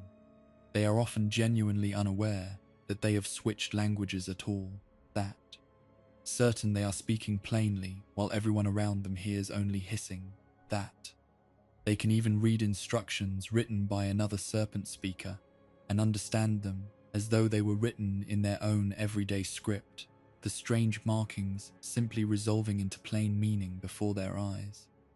The ability bypasses the normal machinery of learning a language entirely. No one studies the tongue of serpents. No one practices it. It is simply there, unconscious and effortless, surfacing without the speaker's awareness. How a full language can live in a person below the level of their own knowing, ready to emerge without instruction, is something no one has ever explained. And it is more than a means of conversation. It is also a key and a form of command. Certain ancient and dangerous magical serpents will obey a person who speaks the tongue, bending to their will in a way they bend to nothing else. And certain things sealed by the magic of the serpent founder long ago, hidden chambers and locks built into the very stone of the school, will open only to one who speaks the serpent tongue at them. The language does not merely allow communication with living snakes, unlocks old magic, commands monstrous creatures, opens what was meant to stay shut. Why ancient and powerful magic should answer to this one specific tongue, why a language for talking to grass snakes should also be a master key to a founder's deepest secrets, the wizarding world cannot say. It treats the connection as natural, the property of the blood. So the tongue of serpent sits there, in the small number of people who have it, as a knot of unanswered questions wearing the costume of a simple fact. It is inherited, but also carried by the soul. It is a So the tongue of serpent sits there, in the small number of people who have it, as a knot of unanswered questions wearing the costume of a simple fact. It is inherited, but also carried by the soul. It is a language, but also a key. It is feared above almost all other gifts, but no one can clearly say why. And the deepest mystery is the fear itself, the way an entire civilization decided that talking to snakes was a sign of evil, and then forgot, across the centuries, what had ever made them think so. The dread outlived its reasons, and now it simply exists, attaching itself to a handful of people who, for the most part, never asked for it and cannot explain it any better than anyone else can. Let it drift over you and grow soft. Somewhere there are people who can speak to serpents without knowing they have changed their tongue. carrying in their blood or their souls, a gift that opens locked doors and frightens everyone around them for reasons that were lost so long ago that the fear is all that remains. They did not choose it, they cannot fully explain it, and neither can the world that fears them for it. Away from powers that live inside people, there is a creature that lives outside them, in the cold and the dark, feeding on the very thing this calm hour is meant to give you. We are going to speak about the soulless guardians of the wizard prison, and about the bleakest unanswered question in all of magic, that which is what becomes of a soul when one of them takes it. There are creatures in the wizarding world that you feel before you see. The air turns cold, a deep cold that has nothing to do with weather. The kind of cold that seems to come from inside your own chest. The light seems to thin and grey. And then a sense of hopelessness settles over you, a conviction that you will never be happy again. There is no warmth anywhere in the world and never was. That feeling is the first sign that one of them is near. They are tall, cloaked figures that glide rather than walk, with no visible face beneath their hoods, only, where a mouth should be, kind of gaping absence that draws the air toward it. They are the bleakest things in all of magic, and the wizarding world has never been able to explain where they came from or what exactly they are. What they do is feed. They feed on happiness, on hope, on every good feeling a person carries. To be near one is to feel all of that being pulled out of you, leaving only your worst memories and your deepest griefs replaying themselves in the cold. They consume joy the way an ordinary creature consumes food, and a person left in their company too long is drained of everything bright until nothing remains but despair. This is terrible enough, but it is not the worst thing they can do. The worst thing they can do is take the soul itself. When one of these creatures chooses to, it can lower its hood and press its gaping absence of a mouth to a person's mouth and draw the soul out of them entirely. The victim does not die. That is the horror of it. The body remains, breathing with a beating heart, able to be fed and kept alive for years. But the person is gone. There is no awareness left, no self, no memory, no sense of who they are or were. The soul has been pulled out and is gone, and it does not come back. There is no counter magic for it, no healing, no slow recovery. Once the soul is taken, the person who lived in that body is simply ended, while the body goes on without them, empty. And here is the question the wizarding world has never answered, the darkest unknown in all of this long night. Where does the soul go? When one of these creatures takes a soul, what happens to it? Is it consumed, swallowed into the creature and destroyed, gone out of existence completely? Is it held somewhere, trapped inside the thing that took it, conscious or unconscious, some state too dreadful to imagine? Does it pass on the way the souls of the ordinary dead pass on, or is it denied even that, prevented from reaching whatever waits past the veil? No one knows. The wizarding world, which has a department devoted to the study of death and the soul, which keeps a chamber for the veil and a locked room for love, has never been able to say what becomes of a soul once one of these creatures has drunk it. It is the one fate that everyone agrees is worse than death, and it is also the one fate about which the least is understood. The soul is taken, and it is gone, and gone to where? No one can tell you. The creatures themselves are scarcely better understood. They are not born, as far as anyone can tell. No wizard created them. No one can point to where the first of them came from. They simply exist, and they multiply, and the way they multiply is described only in the vaguest and most unsettling terms. They are said to breed in the cold and the dark, to grow like a kind of rot wherever there is decay and misery, to spread in conditions of hopelessness the way mold spreads in damp. But no one has ever observed how it actually happens. They appear where despair is, and there come to be more of them, by some process that has never been witnessed or explained. It is not even clear that they are alive in the sense that other creatures are alive, which makes their reproduction all the stranger and their existence harder to define. It is also far from clear that they can be destroyed. The only known defense against them is a particular piece of magic, difficult and demanding. in which a person summons up a single powerful happy memory and pours it out through their wand. Done correctly, this produces a bright, silvery shape, often in the form of an animal, which drives the creatures back and holds them off. But it drives them back. It does not kill them. They are repelled by it, pushed away, kept at bay, and then they return when the light fades. Whether it is even possible to truly destroy one, or whether they are the kind of thing that cannot be killed because it was never fully alive, the wizarding world does not know. They are pushed off, and they come back. That is the most anyone has ever managed. Why a happy memory should be the one weapon against them, no one can fully explain either. The connection makes a kind of poetic sense, that a creature which feeds on joy should be repelled by joy held fiercely enough to take shape. But why it takes the form of an animal, why a particular memory works and another does not, why the shape that emerges is so often a creature with meaning to the person who casts it, are questions the wizarding world describes in their effects without ever explaining in their causes. The defense works. The reason it works is left, like so much else, unexamined.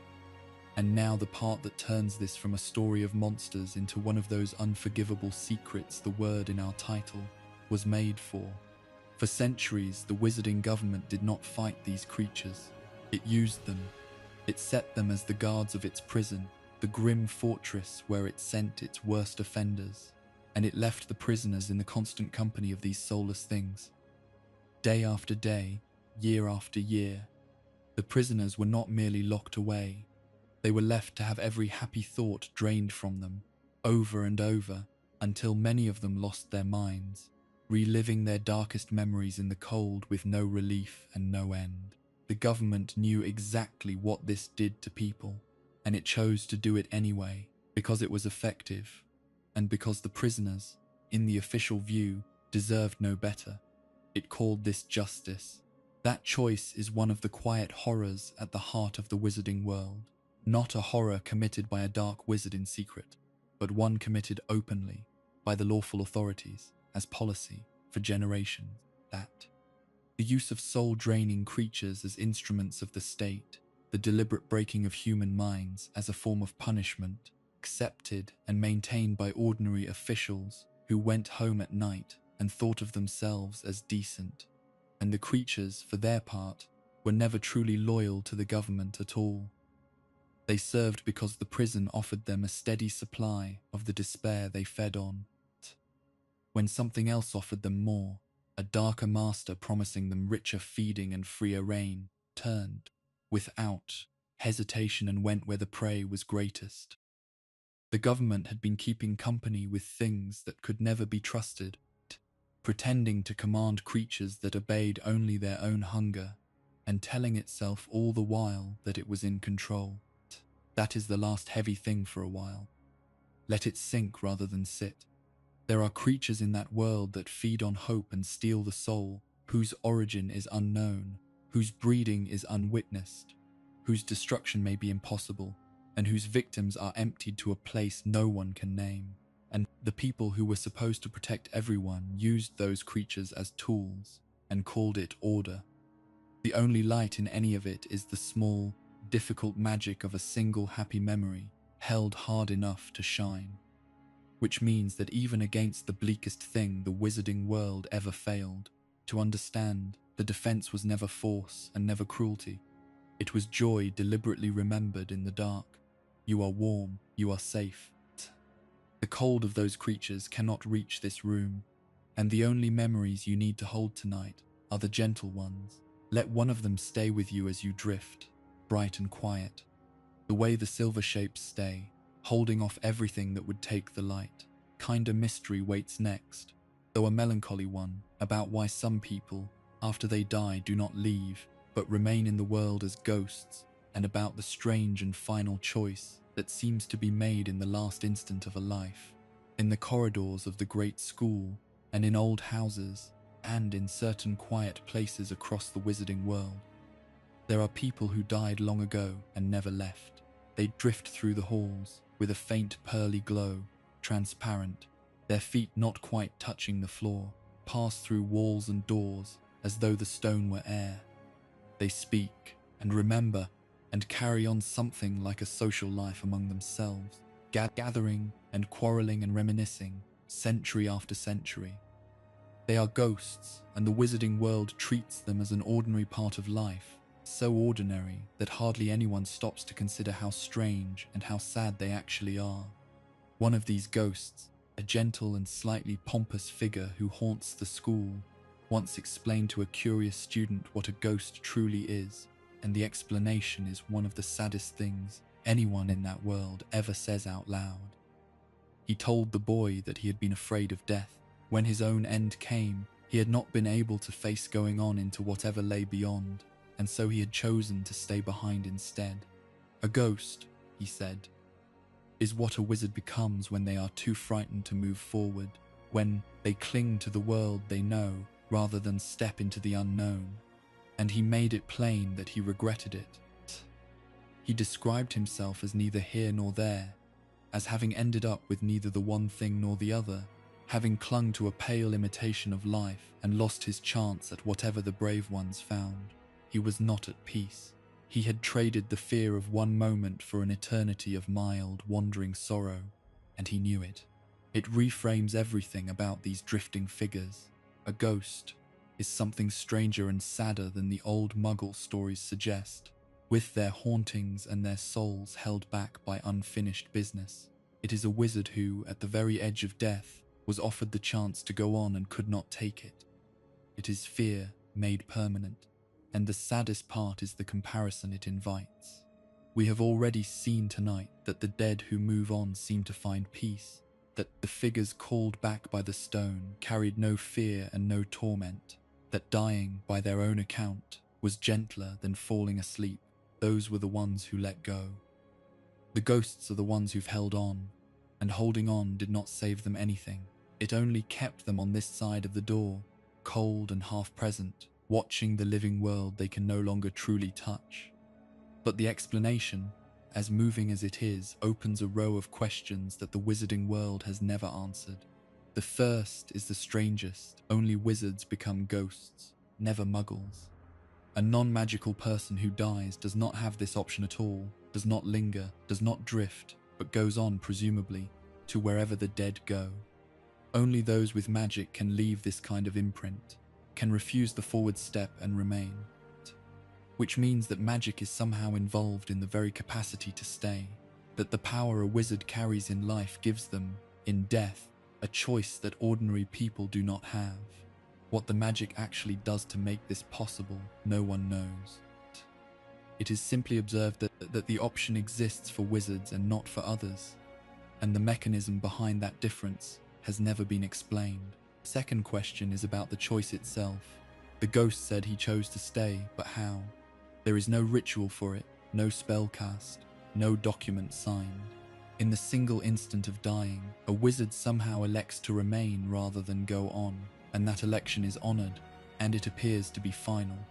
But what part of a person makes such a choice in the last moment of life? What faculty, as everything else is ending, reaches out and says, "Not yet, I will stay," and once made, can it ever be unmade? The ghost gave every sign that it could not, that he was fixed in his half-existence, with no way back to true death, and certainly no way back to life. A choice made in a single terrified instant, binding for all the centuries that follow, with no appeal. The wizarding world accepts that this is how it works, and has never been able to say why the moment of death should hold such absolute and irreversible power. The third question is about what a ghost actually is. Underneath, the ghost called himself an imprint, a mark left upon the earth, and that word suggests something static, a fixed impression like a footprint in clay. Ghosts are not static at all. They remember their lives, yes, but they also go on having new experiences across the centuries. They form fresh grudges and friendships. They notice current events. They change in small ways over enormous spans of time. Imprint that continues to think, to feel, to acquire new memories is not really an imprint in any ordinary sense. It is a continuing self. So what continues? If the soul is the part that moves on past death, and the ghost is what stayed behind, then the ghost would seem to be a self without a soul, and yet a self that is clearly aware, clearly feeling, clearly someone. Or perhaps the whole soul stayed and refused the crossing and is now stuck. The wizarding world has never settled which, has never even clearly framed the question. And so the ghosts drift through the halls as walking contradictions, conscious imprints, soulless selves, the dead who are somehow still wholly themselves. They carry the marks of their deaths too, frozen onto them forever. One bears the wound of an execution that nearly took his head and left it hanging by a flap. Another is stained down his whole front with the silver of old blood that will never wash away. Whatever a ghost was at the moment of death, in form and in wound, that is what it remains, unchanging in body even as it changes in mind. They cannot eat, though some attend feasts and sit mournfully before food they can no longer taste. They cannot feel warmth, they cannot truly hold or be held. They have a cold, thin, partial existence, and yet it does not fade. They do not weaken over the centuries, do not grow dimmer or dissolve. Something sustains them indefinitely in their half-life, and no one knows what that something is or where the energy of it comes from.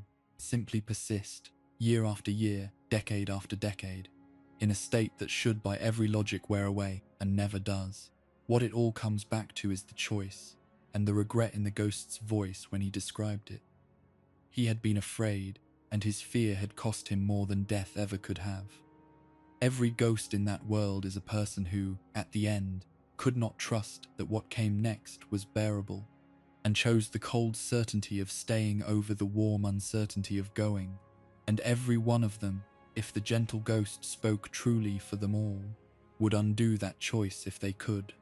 They are the proof, drifting through the corridors, of what fear does when it wins at the last moment. The dead who let go found peace. The dead who clung found only the long grey middle, neither here nor there forever. It is a soft thought to sink towards sleep on, not a frightening one. The ghosts are not monsters. They are the timid dead, the ones who flinched, and their existence is a quiet argument for the very thing this calm hour asks of you, which is to let go, to stop clinging, to trust that what comes when you release the day is not to be feared, but to be welcomed. The brave dead rest. Tonight, you can rest too. One life ending is one kind of mystery. The disappearance of an entire world is another. There was an age, not so very long ago, when magic was not hidden, and the closing of that age is one of the largest and least understood turning points in all of wizarding history.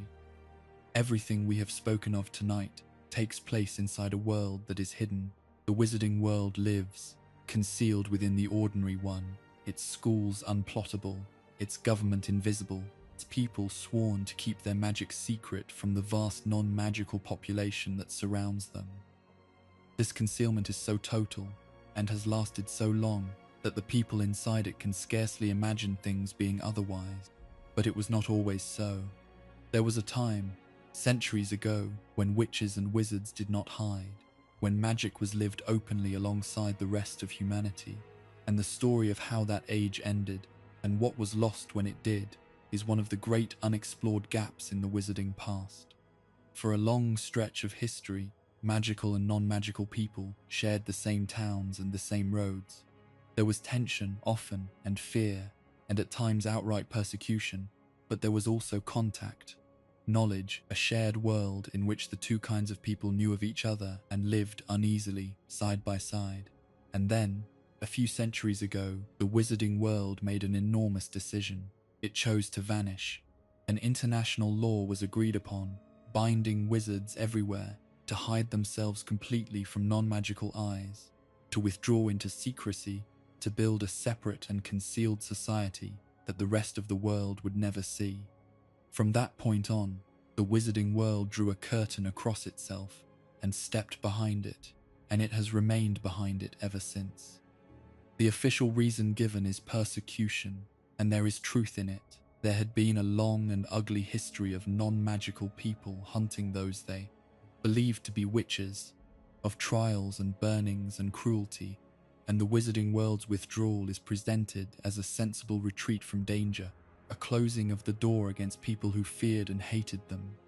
Told this way, the decision sounds obvious, even gentle, a wise people protecting themselves from a hostile world. But the telling hides as much as it reveals, and some of what it hides is dark. The wizarding world's memory of those persecutions, of the burnings that supposedly justified the great hiding, is itself a problem.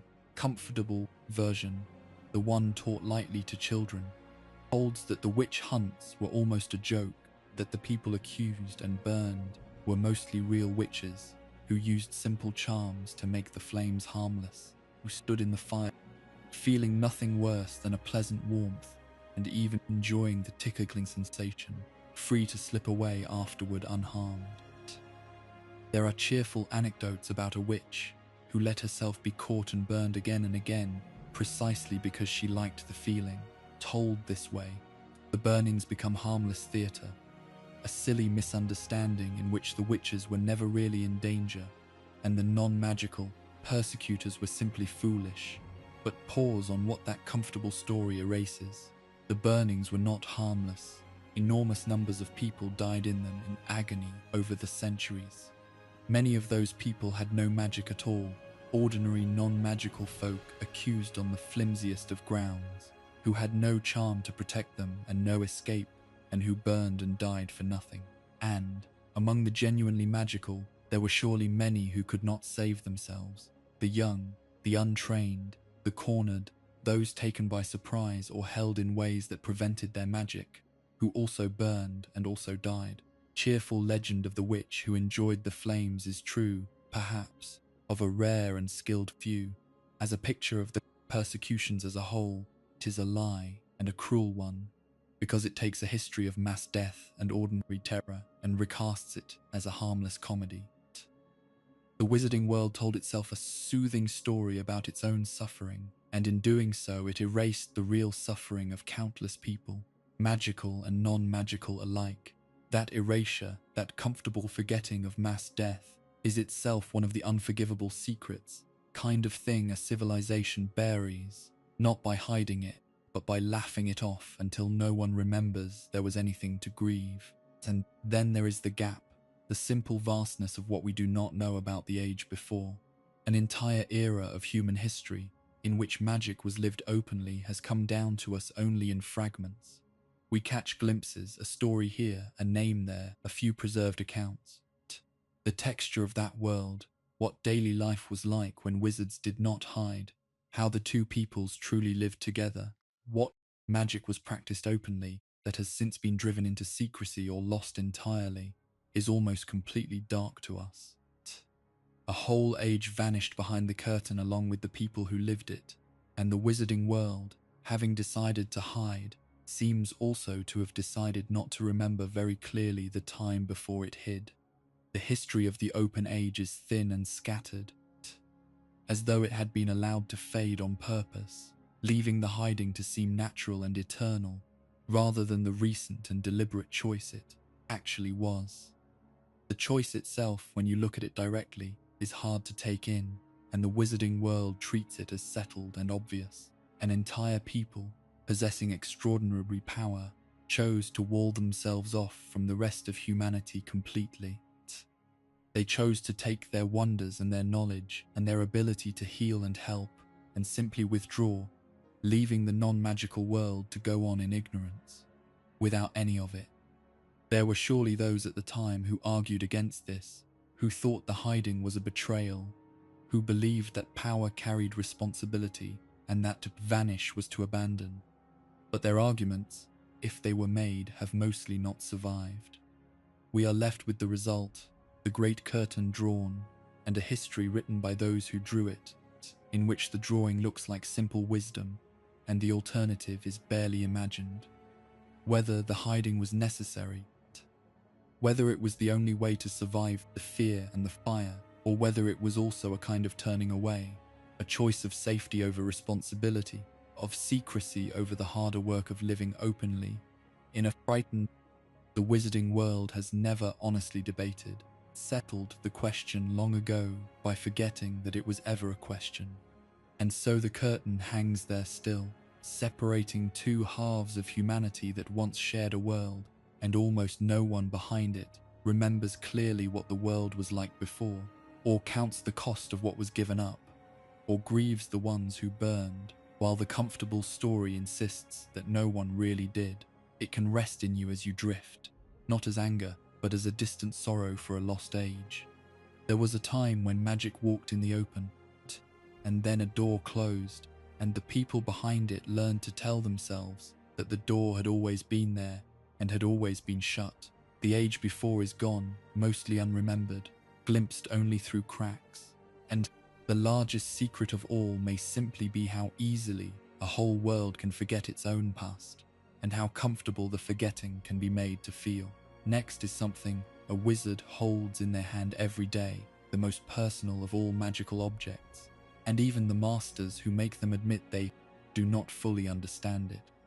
We are going to talk about wands, and about the strange and secret loyalty that lives inside them. The wand's secret loyalty. Of all the objects in the wizarding world, the wand is the most personal. A witch or wizard carries it every day, sleeps near it, would feel naked and helpless without it.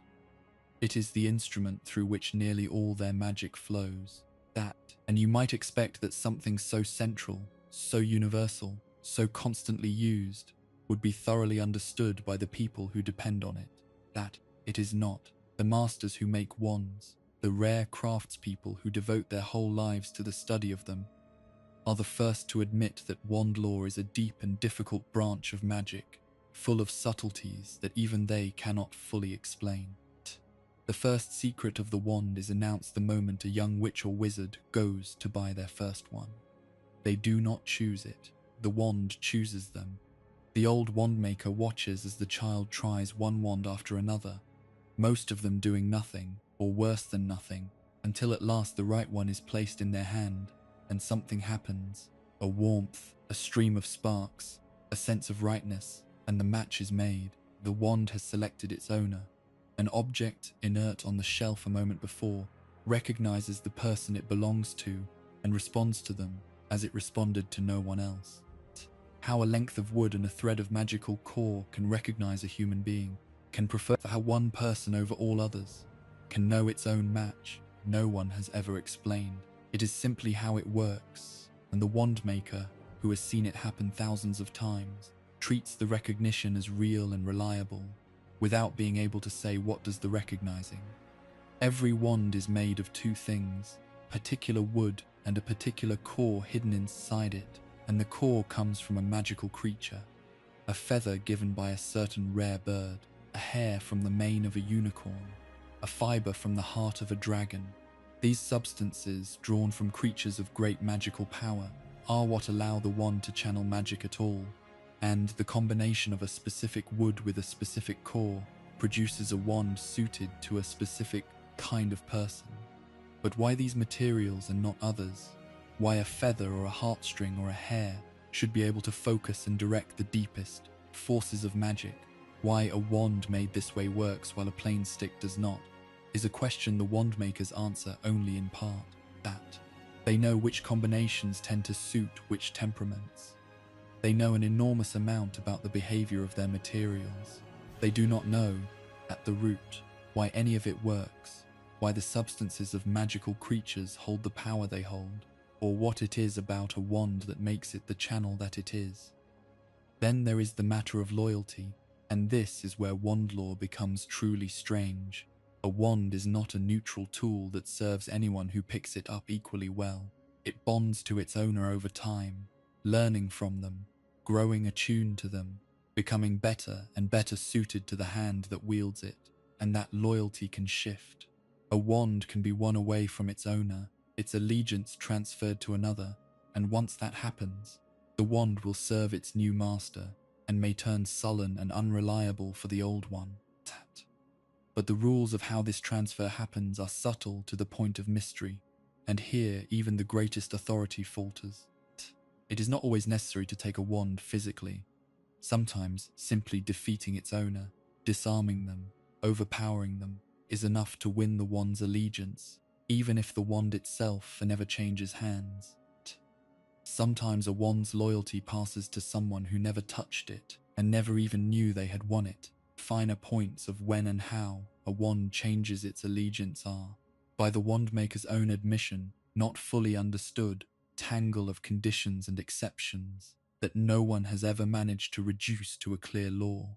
Loyalty is a strange thing to attribute to an object. The wand behaves as though it has preferences, memory, a sense of who has bested whom, an awareness of its own allegiance, and a willingness to change it under the right conditions.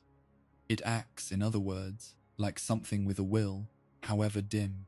And yet a wand is not alive. It does not think, as far as anyone can tell. It has no mind to hold an opinion, but it holds an allegiance, and it shifts that allegiance according to events it somehow registers, and it serves or sulks according to whom it considers its true master.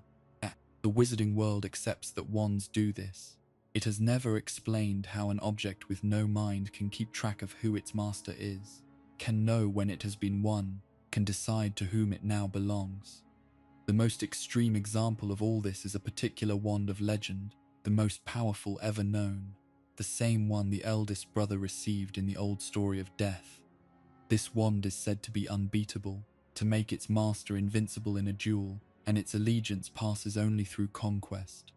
To own it truly, you must defeat the wizard who held it last, and so its history is a long chain of violence, each master overthrown by the next, the wand passing down the centuries from victor to victor, leaving a trail of murder behind it.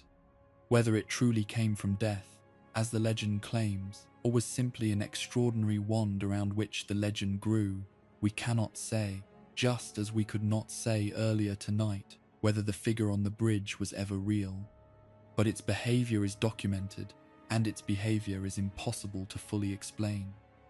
A wand that knows when its master has been beaten transfers its terrible loyalty to whoever conquers its keeper, that has done so reliably for centuries, is an object keeping careful track of a thing no object should be able to perceive. And underneath it all sits the simplest and largest question, the one the wandmakers circle without ever quite landing on. Why does magic need a wand at all? Witches and wizards can perform magic without one, in moments of extremity or with great skill, which proves the wand is not strictly necessary. The wand focuses the magic, refines it, makes it precise and powerful in a way that wandless magic struggles to match. But why magic should need focusing? Why it flows so much better through a length of enchanted wood than through the bare will of the wizard, that. Why the whole civilization is built around these slender instruments when the power comes, in the end, from the person and not the stick, something the wandmakers describe in its effects and cannot explain at its root. The wand makes magic better. No one can say why magic, which lives in the wizard, should be so much more itself when passed through a wand than when loosed on its own. So, the most personal object in the wizarding world, the one every witch and wizard carries and trusts and could not function without, turns out to be a knot of unexplained things wearing the shape of an everyday tool. It chooses its owner by a recognition no one understands, works through materials whose power no one can account for. It keeps a loyalty no mindless object should be able to keep, and shifts that loyalty by rules even the masters cannot fully state, and it focuses a power that does not, in the end, need it, for reasons that have never been found. The wand is the wizard's closest companion, and it keeps its deepest secrets even from the people who make it. Let it go gentle as you settle. Somewhere a wand is lying still in the dark beside its sleeping owner, holding its quiet loyalty, remembering in its wordless way whose hand it answers to, a faithful thing that no one has ever fully understood. It chose its person once, by a knowing no one can explain, and it has served them ever since. The most dangerous room of all lies in that same hidden department beneath it. Ministry, the room where the wizarding world dared to touch time itself, and then, after something went terribly wrong, stepped back and never tried again. We have visited the hidden department beneath the ministry twice already tonight, standing before the breathing veil and the locked door of love. There is another room down there, And of all the rooms, the unspeakable study, this one may be the most dangerous, because it holds the one force that even magic has never learned to master. Inside this room, time itself behaves strangely, and the Wizarding World's attempts to meddle with it form one of the most cautionary and least explained chapters in all of magic. The room is full of clocks, clocks of every size and kind ticking and chiming, their combined sound filling the space with a constant, restless rhythm. And among them sits something stranger, tall glass case in which the ordinary flow of time seems to have come undone. Inside the case, a small creature drifts, and as it drifts, it ages backward and forward without end, growing young and then old and then young again, hatching from an egg and returning to the egg, and hatching once more, caught in an endless cycle in which time does not move in one direction as it does everywhere else, but loops and reverses upon itself. The substance inside that case is something the unspeakable study and do not understand, pocket of time itself perhaps, or time made visible and contained, behaving by rules that do not apply anywhere outside the glass. What it actually is, no one can say. It is simply observed, ticking and cycling, a piece of pure time held behind glass, refusing to flow the way time is supposed to flow. The Wizarding World did more than observe time though. For a long while, it touched it. There existed devices, small and precious and tightly controlled, that allowed a witch or wizard to travel backward through a few hours of time, to live a stretch of the recent past over again. These were guarded with extraordinary care, kept under lock and strict regulation, lent out only rarely and for the most carefully approved purposes, because everyone understood that meddling with time was perilous beyond almost anything else. The official warnings around their use were grim. Those who studied such matters spoke of terrible things that had happened to wizards who interfered with time, of people who had done themselves great harm, who had been lost, who had caused disasters by tampering with the order of past and present. The specifics of these warnings were mostly left untold, a handful of dark references rather than a full accounting, but the message was unmistakable. Time was not to be played with. Cost of getting it wrong was catastrophic and final. The rules of how time travel worked in that world were peculiar, and they were never fully explained. The understanding, such as it was, seemed to hold that the past could not actually be changed, that whatever a traveler did when they went back had in fact already happened, that they were not rewriting history but fulfilling a part of it. They had simply not seen the first time through. A person who travelled back a few hours to act had, in a sense, always already acted. Their trip folded into the past from the beginning. This made time travel into a kind of closed loop, a circle with no loose ends, in which the traveller could change nothing because everything they did was already built into how things had always been. But this understanding was thin, more a rule of thumb than a true theory, and there were hints, in later years, that time was more dangerous and more unstable than this tidy picture suggested, that meddling might tear at the order of things in ways the closed-loop idea did not capture. The Wizarding World never settled it. It possessed the power to travel through time, and never developed a clear and confident account of what that power actually did or what its true limits were, and then the devices were destroyed. In a single violent incident in that very department, the entire store of these time travel instruments was smashed, every one of them, in the chaos of a fight that swept through the room of clocks. The whole supply gone in moments, and here is the quiet and remarkable thing. After they were destroyed, time travel had all but ended. The devices were not simply remade. The Wizarding World, which had guarded and used them for so long, did not rebuild its stock and carry on. Capacity for time travel largely vanished from the world, along with that shattered supply, as though the knowledge of how to make the instruments had been bound up in them, or as though, with the devices gone, those in authority decided not to bring them back at all. Why time travel was allowed to lapse like this is one of the unexplained turnings of wizarding history, and it echoes something we saw earlier tonight with the splitting of the soul. There, that. The wizarding world deliberately buried a dangerous knowledge, removing the books, letting the method fall into shadow, choosing to unknow something rather than risk its use. Time travel seems to have met a similar fate, though more by circumstance than by formal decree. A branch of magic so dangerous that its practitioners spoke only in dark warnings, a power that even at its height was never truly understood, was lost in an accident, and then left lost, walled off behind the wreckage, not reconstructed, not pursued, allowed to fade out of the world. Whether anyone still holds the secret of making such devices, whether the knowledge survives in some locked place, or has genuinely passed out of reach, the wizarding world does not say. Clocks still tick in the hidden room. The creature still cycles endlessly in its glass case. But the doorway the wizarding world once opened onto the recent past has, for the most part, closed. There is something fitting in that, and something humbling. Magic in that world can do astonishing things. It can bend space, conceal whole castles, call back the appearance of the dead, tear and preserve the soul. But time defeated it. Time was the one force that magic touched and could not hold, punished those who meddled with it, that was understood only in fragments, even by those devoted to its study, and that the wizarding world finally, after one disaster too many, simply stepped away from.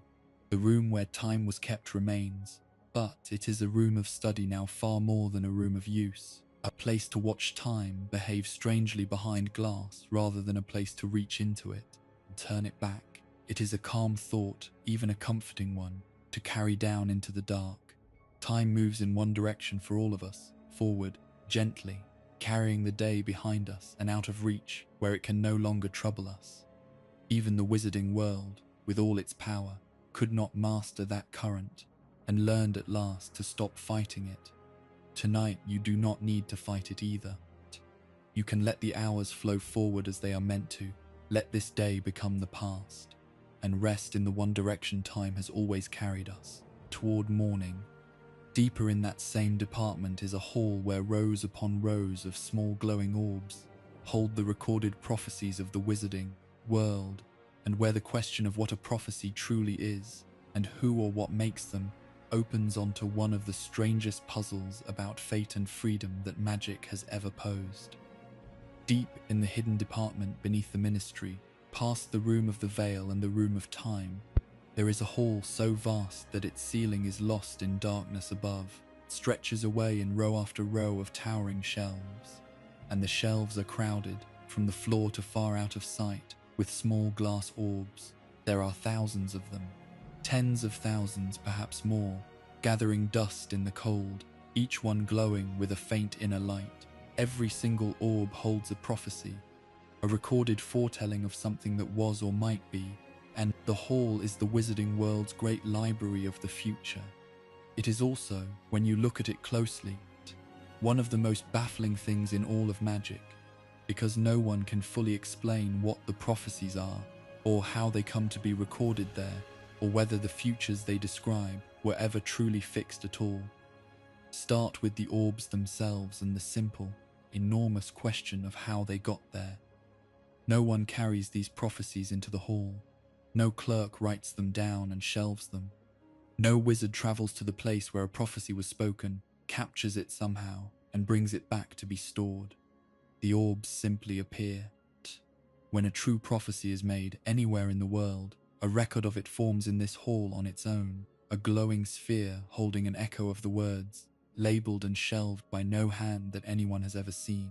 A prophecy spoken in a dim room miles away, by a seer who will not even remember speaking it, somehow creates a permanent record of itself, in a sealed chamber beneath the ministry, instantly and automatically, by a magic that belongs to no one, and that the department merely houses. How this happens, what force reaches out to catch each true prophecy and preserve it here, the wizarding world cannot say.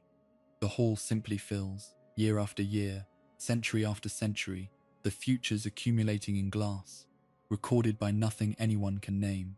Then, there is the deeper question of what a prophecy even is. Most people who claim to see the future in that world are frauds, dealers in vague and comfortable nonsense. And the wizarding world rightly treats the whole subject of fortune-telling with a heavy dose of scorn. And yet, rarely, genuine prophecy is real. A true seer, almost always without knowing it, will fall into a sudden trance, their voice changing, becoming harsh and distant and not their own, and they will speak words of real foretelling, and then come out of it remembering nothing, often not even aware that anything happened. The words they spoke in that state can come true, sometimes decades later, with uncanny precision. So the future, at least sometimes, can genuinely be seen. Something speaks through the seer that knows what is to come. But what that something is, where the true sight comes from, what faculty in a person can reach forward into time and bring back real knowledge of the future, the wizarding world has never explained. It distrusts the subject, mocks most of its practitioners, and then is forced to admit that buried within all the fraud is a real and inexplicable power, surfacing now and then through people who do not even know they have it. And here, the puzzle deepens into something close to a paradox, because the way prophecies actually work in that world suggests they are not simple windows onto a fixed future at all. There was one great prophecy, the one that shaped the whole long struggle at the heart of the wizarding world's recent history, and its story reveals something strange about the nature of foretelling. Prophecy concerned a child who would have the power to defeat a dark wizard, but the prophecy only gained its power because the dark wizard heard a part of it and chose to act.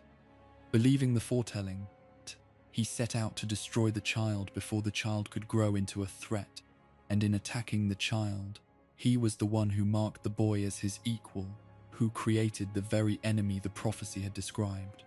Had he ignored the words entirely, had he never acted on them, prophecy might have come to nothing. An unfulfilled possibility, gathering dust like so many others in the hall. It came true in large part because it was heard and believed and acted upon. The wise old wizard who understood this best made the point plainly. Prophecy mattered only because the dark wizard chose to make it matter. Its power came from being believed and acted upon, not from any iron grip on what had to happen. Left unheard, it might have come to nothing, like so many other prophecies gathering dust in that hall. It is strange in a way that rewards a slow breath. A prophecy that creates the future it describes, by being heard. A foretelling whose power comes not from fate, but from belief. This suggests the future is not simply fixed and waiting. Prophecies are not photographs of what must happen, but something stranger, possibilities that can be brought into being by the act of knowing them. And yet the orbs sit there in the hall, thousands upon thousands of them, glowing in the dark, as though the futures inside were real and settled, and merely waiting to be read. The wizarding world holds both of these ideas at once, and has never reconciled them. The future can be truly seen, which suggests it is fixed. Prophecies work by being believed, which suggests it is not. Both seem to be true. Neither has ever been explained. Underneath it all runs the oldest tension of all, the question of whether anyone is truly free. If prophecies can foretell what is to come, then perhaps everything is already determined, every choice an illusion, the future simply unrolling along a track laid down in advance. And yet that world believes firmly in choice. It teaches that what truly defines a person is not their abilities or their birth or their fate, but the choices they make. The very hat that sorts its children takes their own wishes into account, bends to their will, lets them choose. The wisest voices in that world insist again and again that it is choice, far more than prophecy, that shapes a life. So how can true prophecy and true freedom both exist? How can the future be both seeable and unwritten? The wizarding world does not answer. It lives inside the contradiction, believing in choice while housing a hall full of foretold futures, and it has never found a way to make the two agree. And then, calmest of all, there are the orbs that no one ever comes to claim. The hall holds far more prophecies than anyone will ever read. Many concerned people long dead, futures that came and went unnoticed, or never came at all, or were never understood by anyone. There are foretellings on those shelves that no living person has ever heard, that no one knows the meaning of, that glow faintly in the dark for centuries with no one to receive them. A prophecy can only be safely lifted from its shelf by the one it concerns, and most of the people these prophecies concern never learn that a sphere holding their possible future is sitting in that cold hall. So the futures gather, unclaimed and unread, a vast and silent archive of what might have been and what no one ever came to know. It is one of the loneliest images in all of magic, those endless shelves of glowing glass, each one holding a destiny, most of them never to be touched, recorded by nothing, read by no one, waiting in the dark for people who will never come. It can settle over you and go still. Somewhere beneath the ground there is a hole full of futures, glowing gently, and most of them will never be claimed, and the wizarding world cannot explain how they came to be recorded, or whether they were ever truly fixed. The future that world seems to suggest, in spite of all its prophecies, is mostly unwritten, shaped far more by what we choose than by what is foretold. You do not need to know what tomorrow holds. You only need to let go of today and trust that the future, whatever it is not yet written, and that your own small choices, including the gentle choice to rest now, are what truly shape it. A hall that records what may come gives way to an object that shows what we most want, that an ancient mirror that reflects not your face but the truest desire of your heart, and that has drawn lonely souls to waste away before it for reasons no one has ever fully understood. In a forgotten room, in an old castle, there once stood a mirror. It was tall and grand, set in an ornate golden frame, with words carved along the top in a script that looked at first like nonsense. The mirror was very old and very powerful, and what it did set it apart from every other mirror in the world. It did not show your reflection, it showed your desire. A person who stood before it saw not their own face looking back, but an image of the thing they wanted more than anything else in the world, deepest and most secret longing of their heart, made visible in the glass.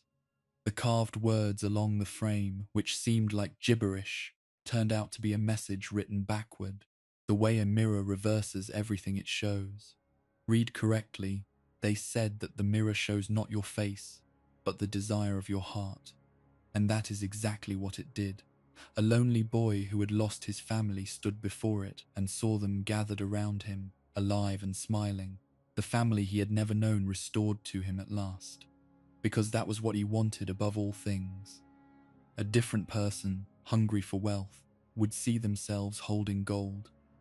The point of the mirror was that it reached past what you thought you wanted, past the surface, down to the truest want underneath, and showed it to you whole and vivid and almost real. There is a detail about the mirror that contains a quiet kind of wisdom, and it is this. The happiest person in the world, standing before the mirror, would see nothing unusual at all. They would see only themselves exactly as they are, reflected normally, because they desire nothing more than what they already have. A person at perfect peace, wanting nothing, lacking nothing, that would look into the mirror that shows the heart's desire and find an ordinary reflection looking back, because their heart's desire is simply their own life as it already is. The mirror measures the gap between what you have and what you long for, and for the rare soul who has closed that gap, the mirror has nothing to add. It can only show you yourself, but for everyone else, the mirror is dangerous, and its danger is one of the strangest things about it. People who found the mirror were drawn to it with terrible force. They would return to it again and again, sitting before it for hours, for days, gazing at the vision of their deepest desire, unable to pull themselves away. It is said that people have wasted away before this mirror, entranced by what it showed them, forgetting to eat or sleep or live, preferring the glowing image of their want to the real world around them. Some were even driven out of their minds by it, no longer able to tell whether what the mirror showed them was real, or possible, or merely a beautiful lie. The mirror gives nothing real. It does not grant the desire or bring it closer or tell you anything true about whether you could ever have it. It only shows the wanting endlessly, perfectly, and the wanting is enough to consume a person entirely. There is a question the wizarding world never asks about this object. How does it work? To show a person their deepest desire, the mirror must reach into them and find it, must perceive the truest longing of a human heart, often a longing the person themselves did not fully know they had. The lonely boy did not consciously frame his wish. The mirror found it for him, reached past everything else, and drew out the one thing he most wanted. An object that can do this knows you better than you know yourself, can see into the hidden depths of a person, and read what lives there. We have met this uncanny perception again and again tonight, in the room that understands your need, in the hat that reads your mind, in the wand that recognizes its owner, and here it is once more, an object that perceives the human heart with a depth and accuracy that no person could match. How a mirror, an ancient and unexplained thing whose maker no one remembers, can see into the soul of whoever stands before it and find their truest want, the wizarding world has never even attempted to explain. It simply does, and people accept that it does, and no one asks what kind of perception this is or where it comes from. The mirror's power to read desire is so precise that it was once used for a remarkable piece of protective magic. A powerful object needed hiding, and it was concealed inside the mirror in such a way that only the right sort of person could retrieve it.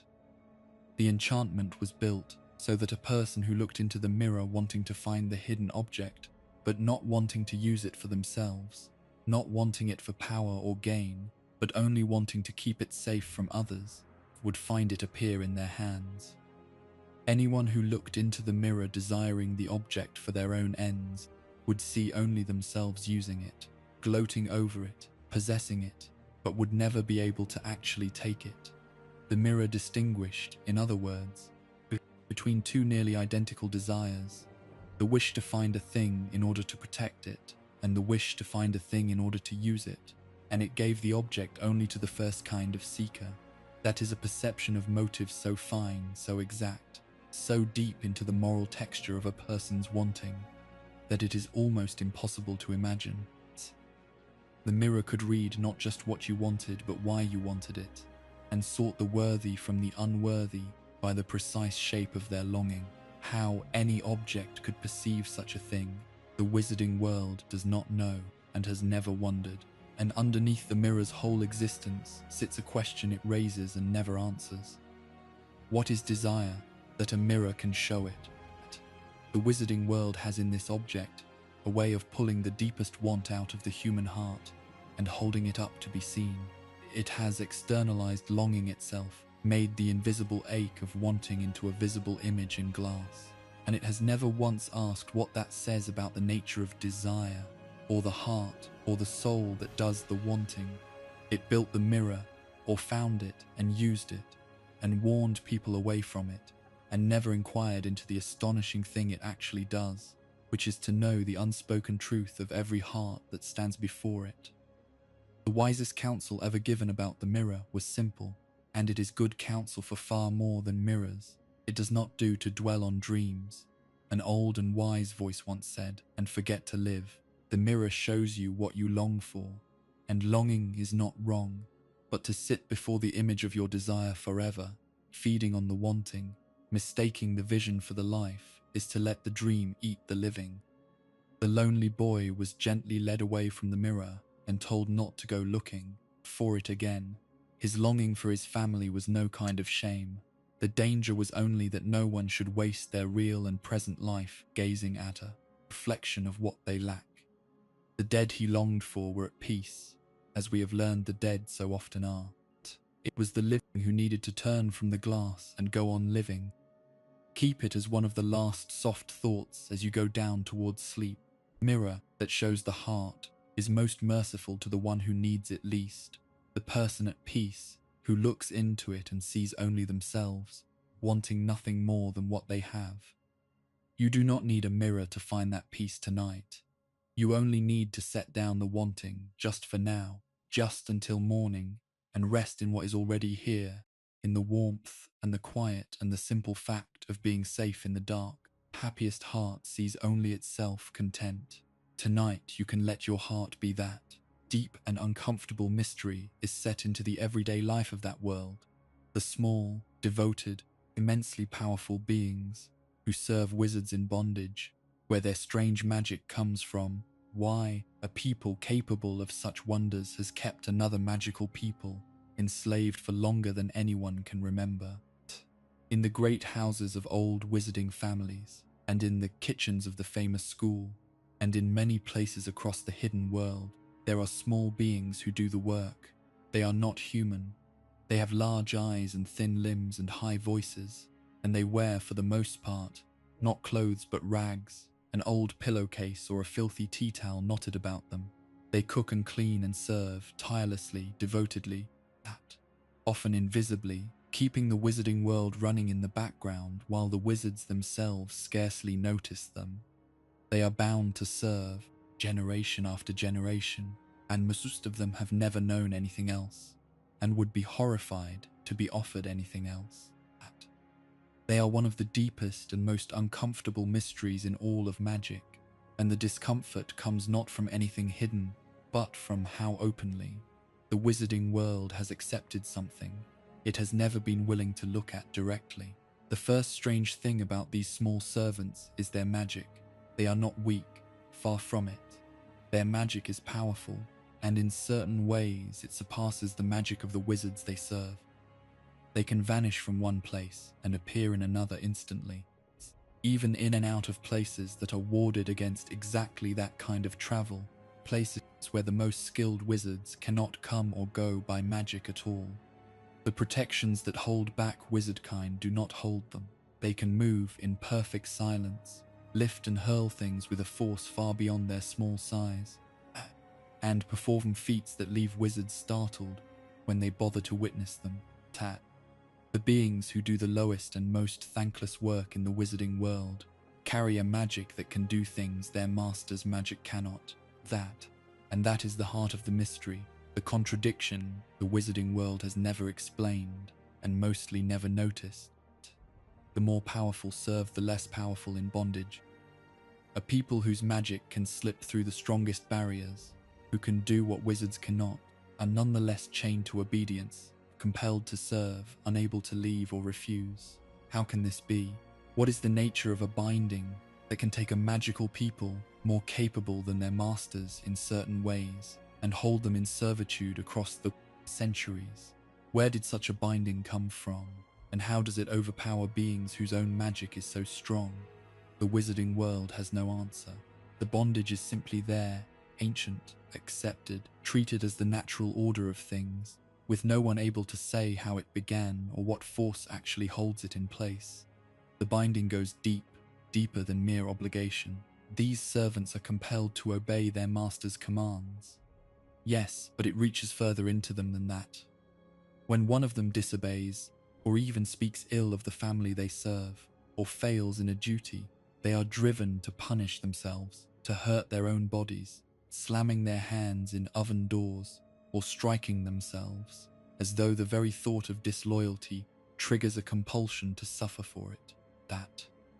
Whether this self-punishment is written into the magic of the binding itself, an enchantment that turns disobedience into pain, or whether it is something worse, a servitude so total that it has been pressed into their very sense of themselves over countless generations until they police their own minds, the wizarding world does not say. Either way it is a horror, and either way it has been accepted as ordinary, the small servant beating its own head against the wall for the crime of a critical thought, while the wizards look away or do not look at all. There is a way to free one of these servants, and it too is left unexplained. If a master gives the servant a piece of clothing, a real garment rather than the rags of bondage, the binding is broken and the servant is free. Why clothing? What does the giving of a garment actually do, magically, to dissolve a bond older than the wizarding world's own records? The wizarding world treats this as a simple and well-known rule.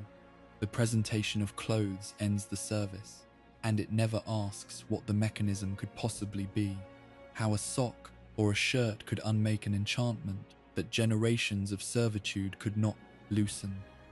It is one more piece of magic accepted entirely by its result and never examined at its cause. And here is perhaps the most disturbing thing of all.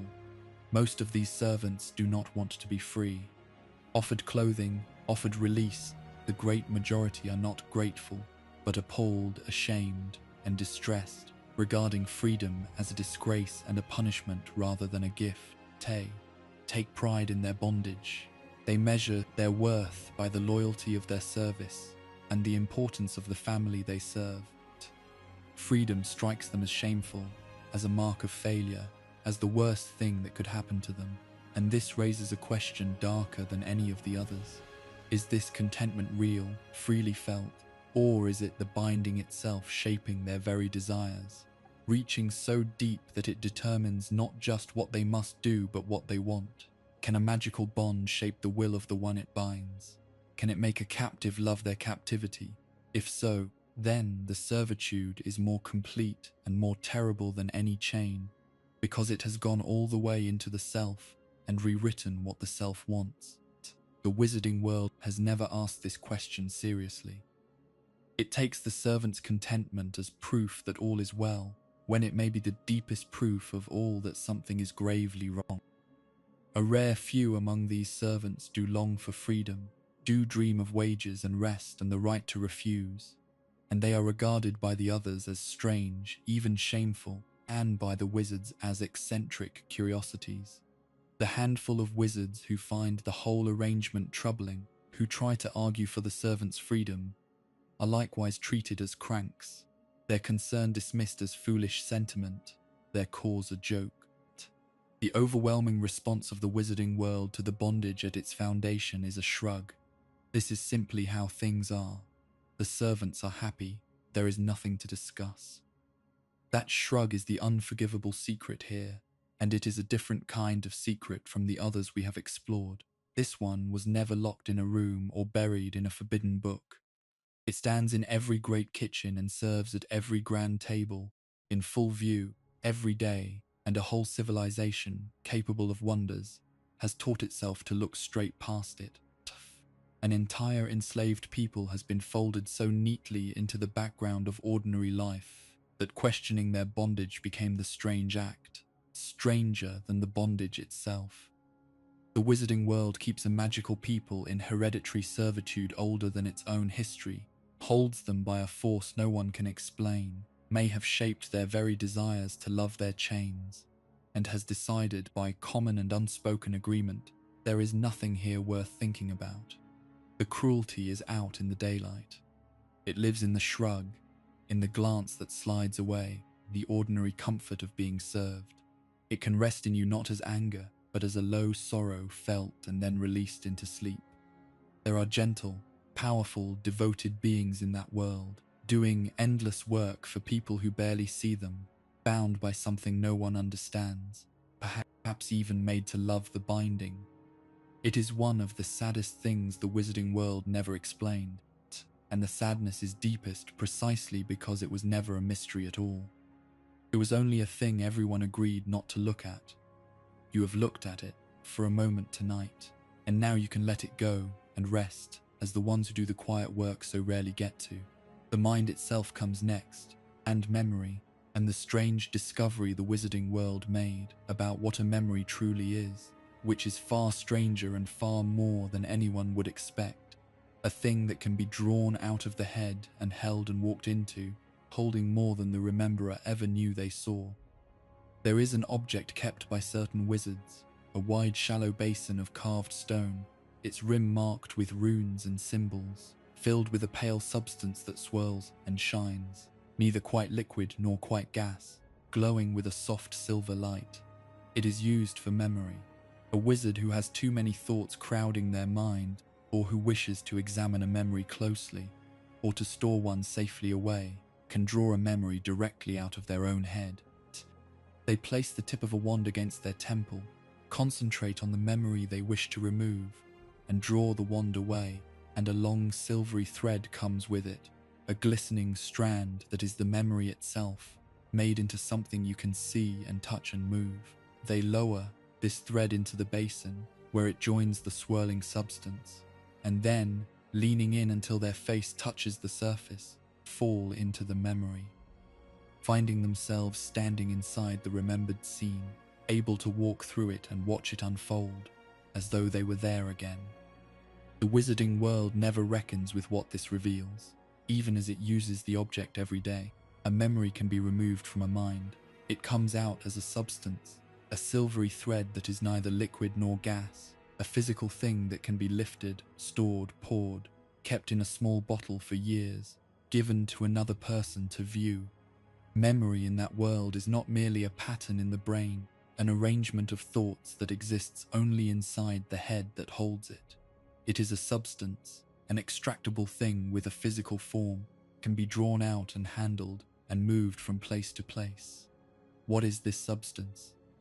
Where in the mind does it reside such that a wand can draw it out as a thread? How can a moment of a person's past have a physical shape that can be removed and bottled? The wizarding world has no answer. It draws memories out and views them and stores them, and it has never asked what the shining silver substance actually is, or what it tells us about where memory lives.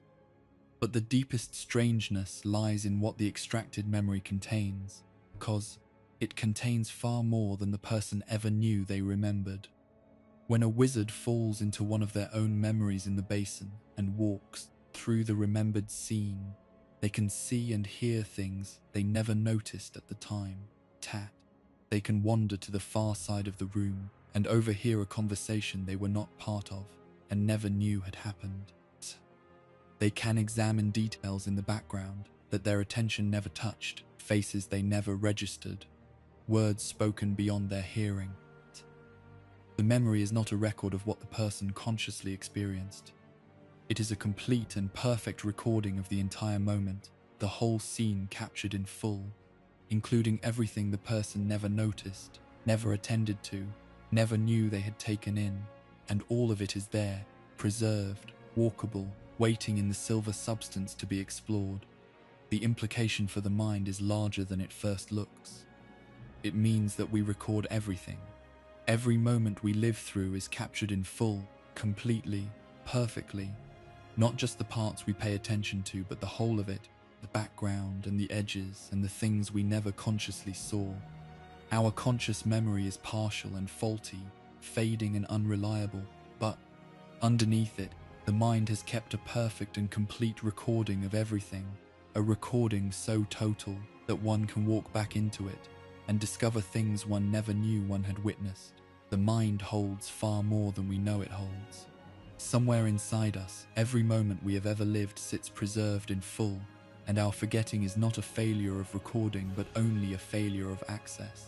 The recording is perfect. We simply cannot reach most of it until, in that world, a wand draws it out as a thread of silver light and lets us step back inside. How the mind captures and stores so much, so perfectly, when our waking memory is so thin, the wizarding world never explains. It only demonstrates, every time someone leans into the basin, that the storehouse of the mind is far vaster and far more complete than anyone would have guessed. And if memory is a substance, then it be tampered with. And this is where the strangeness turns frightening. A skilled wizard can alter another person's memory, erase events from it, remove the recollection of things that happened, and replace them with things that did not. A person can have whole stretches of their life taken out of their mind, or false memories put in, and never know, walking around afterward certain of a past that was edited without their knowledge. A wizard can remove their own memories to hide them from others, or to hide them from themselves. If memory is a thing that can be extracted and edited and falsified, then the self, which is built almost entirely on memory, is editable too. Who a person is, what they believe about their own life, the whole story they carry of themselves, can be rewritten by another's wand. The implications for identity, for the reliability of one's own past, for whether anyone can truly trust their own memories, are vast and terrible. and the wizarding world has never seriously confronted them. Edits memories as a matter of routine, for convenience and for secrecy, and never asks what it means that the self can be unmade and remade this way. There is one more piece to this, and it concerns the privacy of the mind, or rather, the lack of it. Some wizards possess the ability to look directly into another person's mind, to read their thoughts and see their memories, often through nothing more than a steady look into the eyes. This intrusion is a real and practiced skill, and against it there is a defense, the art of closing and guarding one's mind, sealing the thoughts away behind walls of discipline. But here is the unsettling part. The defense must be learned, deliberately, and with great effort, and almost no one learns it. Which means that almost everyone walks around with an unguarded mind, their thoughts and memories lying open to anyone with the skill to look. The privacy of one's own thoughts, the most basic and intimate privacy there is not guaranteed in that world. It is not the natural state. The mind has no natural lock. An unguarded mind is an open door, and most minds are unguarded, and most people do not even know that their inner life can be read by a skilled enough intruder gazing into their eyes. Why eye contact opens the way, why the mind has no built-in protection, what a thought even is that it can be perceived by another person at all. The wizarding world cannot explain, simply knows that minds can be entered, and that few bother to lock the door. So the mind in that world turns out to be a place far stranger than anyone treats it. It records everything, perfectly and completely, far more than we ever know. Its memories are a substance that can be drawn out and held and walked into. Those memories can be edited, falsified, stolen, leaving the self itself vulnerable to being rewritten. And the whole of it sits behind an unlocked door, open to anyone with the skill to look. The wizarding world lives with all of this, uses all of it, and has never paused to wonder what it means that the mind is so vast, so complete, so editable, and so exposed. But let the gentler truth be the one you carry down into sleep, because there is a gentle truth here, hidden among the unsettling ones. Nothing good is ever truly lost. Every kind moment you have ever lived, every quiet evening, every face you loved, every ordinary happy hour you thought you had forgotten, is still there, recorded in full, perfect and complete, kept safe in the deep storehouse of your mind. You cannot always reach it, but it has not gone. It is all still there, every gentle thing, preserved in the silver substance of memory, waiting. You do not need to hold on to any of it tonight. It is already kept. You can let it all go soft and dim and rest, knowing that nothing that mattered has been lost, that it is all still there inside you, whole, in the dark, the way the good things always are. From the mind we go to the body, to a rare and difficult magic, by which certain witches and wizards leave their human shape behind entirely and become a beast. It is one of the strangest transformations magic allows, and at the center of it sits a secret that even those who master it cannot explain, because the form they take is not chosen by them at all. It is decided by something inside them that they cannot see, and they do not learn what they will become until the moment they first succeed. There are witches and wizards, very few of them, who can change their bodies into those of animals, not by a spell cast upon them by another, and not temporarily under some outside enchantment, but by their own will, completely and at any time, becoming a particular beast, and then a person again as easily as you might stand up or sit down. A wizard with this ability can be a man one moment and a great black dog the next, or a woman and then a cat, or any number of other creatures, slipping between human and animal shape whenever they choose. They are among the rarest of magical people, because the ability is enormously difficult to achieve, and one of the deepest mysteries in all of magic lives inside the transformation itself. The difficulty alone is worth pausing on. Achieving this transformation is a long, painstaking, and genuinely dangerous undertaking. Takes years of careful effort, following an exacting process with no room for error, and the warnings around it are grave. A wizard who attempts the transformation and makes a mistake in the process can end up horribly trapped, half changed, stuck forever between human and animal shape, neither one thing nor the other, ruined beyond any healing, because of the danger and because of the potential for misuse by those who would hide their identities. The ability is tightly controlled, and those who achieve it are required to register themselves so that the authorities know who can become what. But there have always been those who learn it in secret and never register, moving through the world able to become a beast that no one knows is them, and the existence of these hidden shape changes is itself a quiet unease in the wizarding world, the knowledge that the dog in the street or the bird on the sill might be a person watching, but the difficulty and the danger are not the true mystery. The true mystery is the transformation itself, and the wizarding world performs it and regulates it and warns about it without ever explaining how it could possibly work. Look closely at what actually happens. A full-grown human being with a human body of a certain size and weight and shape becomes an animal, often an animal of completely different size and form. A large man becomes a dog. Someone else dwindles to a cat far smaller than themselves, or to a beetle smaller still, while another swells into a creature larger than they are. Where does the difference go? When a heavy wizard becomes a small animal, what happens to all the rest of them? The mass and the bulk that the small animal cannot possibly contain.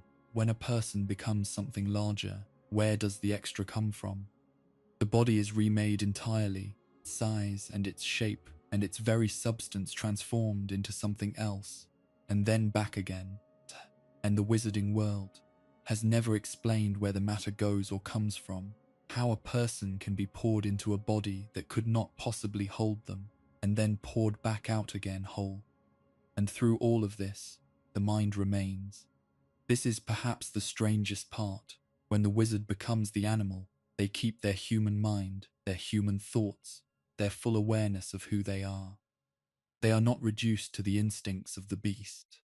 They think as themselves, inside the animal's body, priming everything, reasoning as a person, simply housed for a time in another shape. The self survives the total remaking of the body. Whatever a person truly is, it is not destroyed when their body is unmade and rebuilt as something else entirely. It carries over intact into the new form and carries back again. This touches the same deep question we have circled all night, question of what the self is and where it lives, and here it appears in one of its sharpest forms. The body can be utterly transformed and the self remains. So the self is not simply the body. It is something that persists through the body's complete remaking. Something the wizarding world relies upon every time a wizard takes another shape, and something it has never been able to locate or define. Now here is the secret that even the masters of this magic cannot explain, the one promised at the start. The animal a wizard becomes is not chosen. They do not decide, when they begin the long process, what creature they would like to be. The form is determined by something within them, by their own nature, by something deep in who they are, and it is fixed before they ever start. They do not even know what they will become until the transformation first succeeds, and they find themselves, suddenly, in a particular animal's body, learning for the first time what shape their own nature has assigned them. A person of a certain temperament becomes the creature that somehow matches them, and the matching is done by some inner force that reads the self and chooses the corresponding beast entirely without the wizard's input or knowledge. What does the choosing? What reads a person's nature and selects the animal that fits it? That the wizarding world cannot say. It simply observes that each wizard's animal form reflects something true about them, and that the form is given rather than chosen, assigned on by a perception of the self that comes from inside the wizard and operates beyond their awareness. The fit goes deep, deeper than temperament alone, and in ways that defy every explanation. The animal form carries over the wizard's distinguishing marks. A person who wears spectacles has been known to take an animal form bearing markings that around the eyes exactly where the spectacles would sit. Scars and other features can carry across into the beast, the animal's body marked in the same places the human body was marked. Why? Why should a pair of spectacles, an object the person merely wears, shape the markings of the animal they become? Why should the body's particular history, its scars and its features, transfer onto an entirely different creature?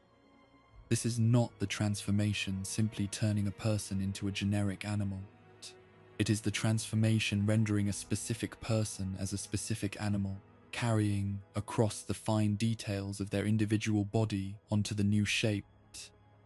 And the wizarding world has never had the faintest explanation for how or why these details should follow a person from one form into another. So this rare and difficult magic, practiced by a handful, regulated and feared and warned about, rests entirely on things no one understands. The body's mass appears and vanishes by no known law.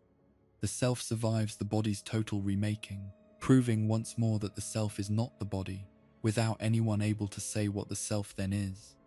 The animal form is assigned, not chosen, by an inner perception that reads a person's nature and selects their match, a perception no one can locate. 10.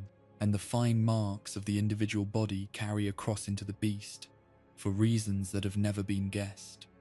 The wizarding world has people who can become animals, and it does not know, at any level that matters, how a single part of it is possible. That. Take it as something gentle rather than strange as you settle. Somewhere, perhaps, a person is sleeping tonight in the shape of some quiet animal, curled and at rest, still themselves inside it, dreaming their own human dreams in a borrowed form. Whatever we truly are, it is more than the body, carries through the complete remaking of the shape we wear, untouched and whole. You can let your own body grow heavy and far away now, knowing that the part of you that matters does not depend on it, and rest. A different kind of people shares the wizarding world, a proud and secretive folk whose craft the wizards have never been able to match. Deepest quarrel with wizard kind has nothing to do with power or territory. It turns on something stranger, the very question of who can truly own a thing that has been made. 1. The makers who believe nothing is ever sold. The wizarding world is not the only magical people in it. Sharing that world, present in its daily life and above all in its money, are the goblins, proud and ancient folk who keep largely to themselves and who run the great bank where wizards store their gold. To most witches and wizards, the goblins are simply the stern, clever creatures behind the high counters, useful and a little intimidating to be dealt with when one needs one's vault and otherwise not thought about. But the goblins are far more than bank clerks, and the relationship between them and wizard kind hides one of the strangest and most unbridgeable disagreements in the whole of that world, a disagreement not about power or land, but about the very meaning of owning something. Begin with their craft, because it is the first thing the wizards have never been able to match. The goblins are metal workers of extraordinary, secret skill, and the things they forge are unlike anything wizards can make. Goblin-made silver and goblin-made steel have properties that wizard magic cannot replicate. Their silver is said to repel ordinary dirt and grime entirely, never tarnishing, and to take into itself only those substances that make it stronger, absorbing what improves it and rejecting all the rest, growing more powerful over time rather than wearing down.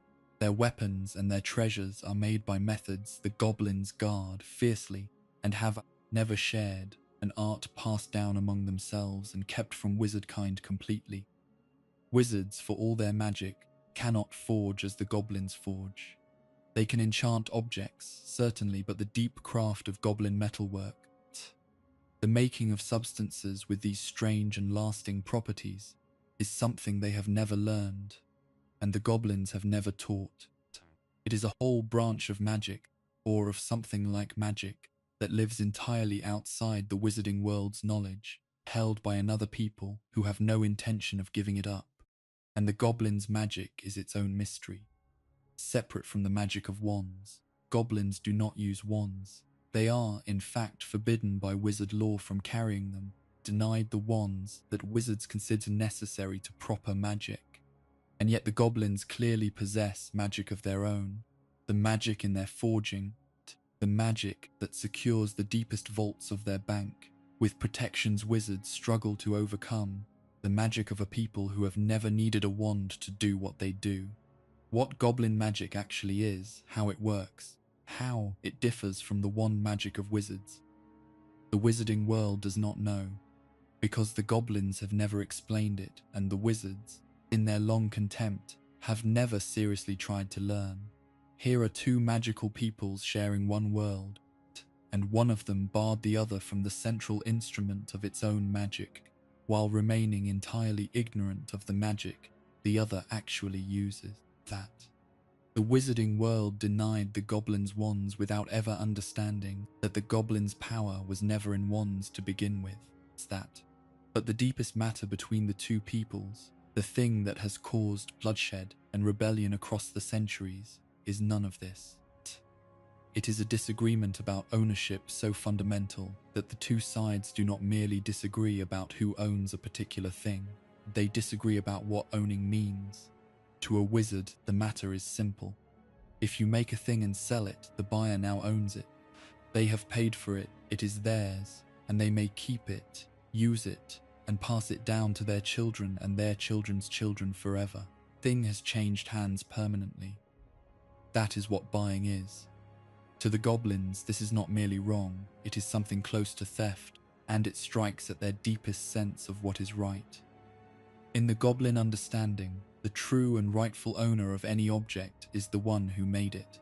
A goblin who forges a thing remains, in the goblin view, its real owner for all time.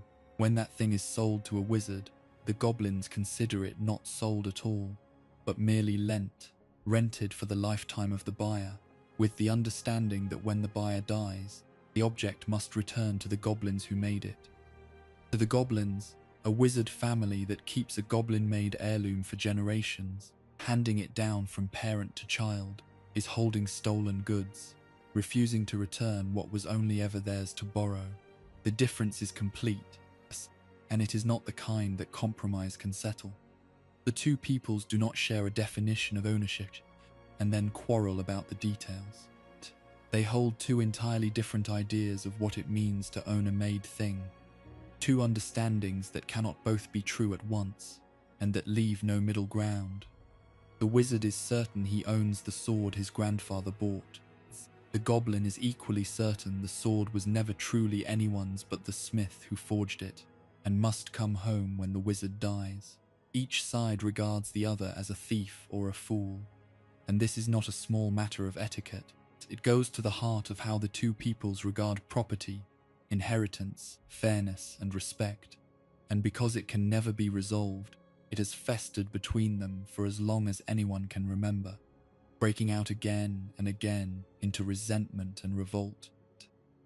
The history of that conflict is itself a buried thing, and the burial is part of the unforgivable secret here. There have been goblin rebellions, uprisings, periods of open conflict between goblins and wizards stretching back through the centuries.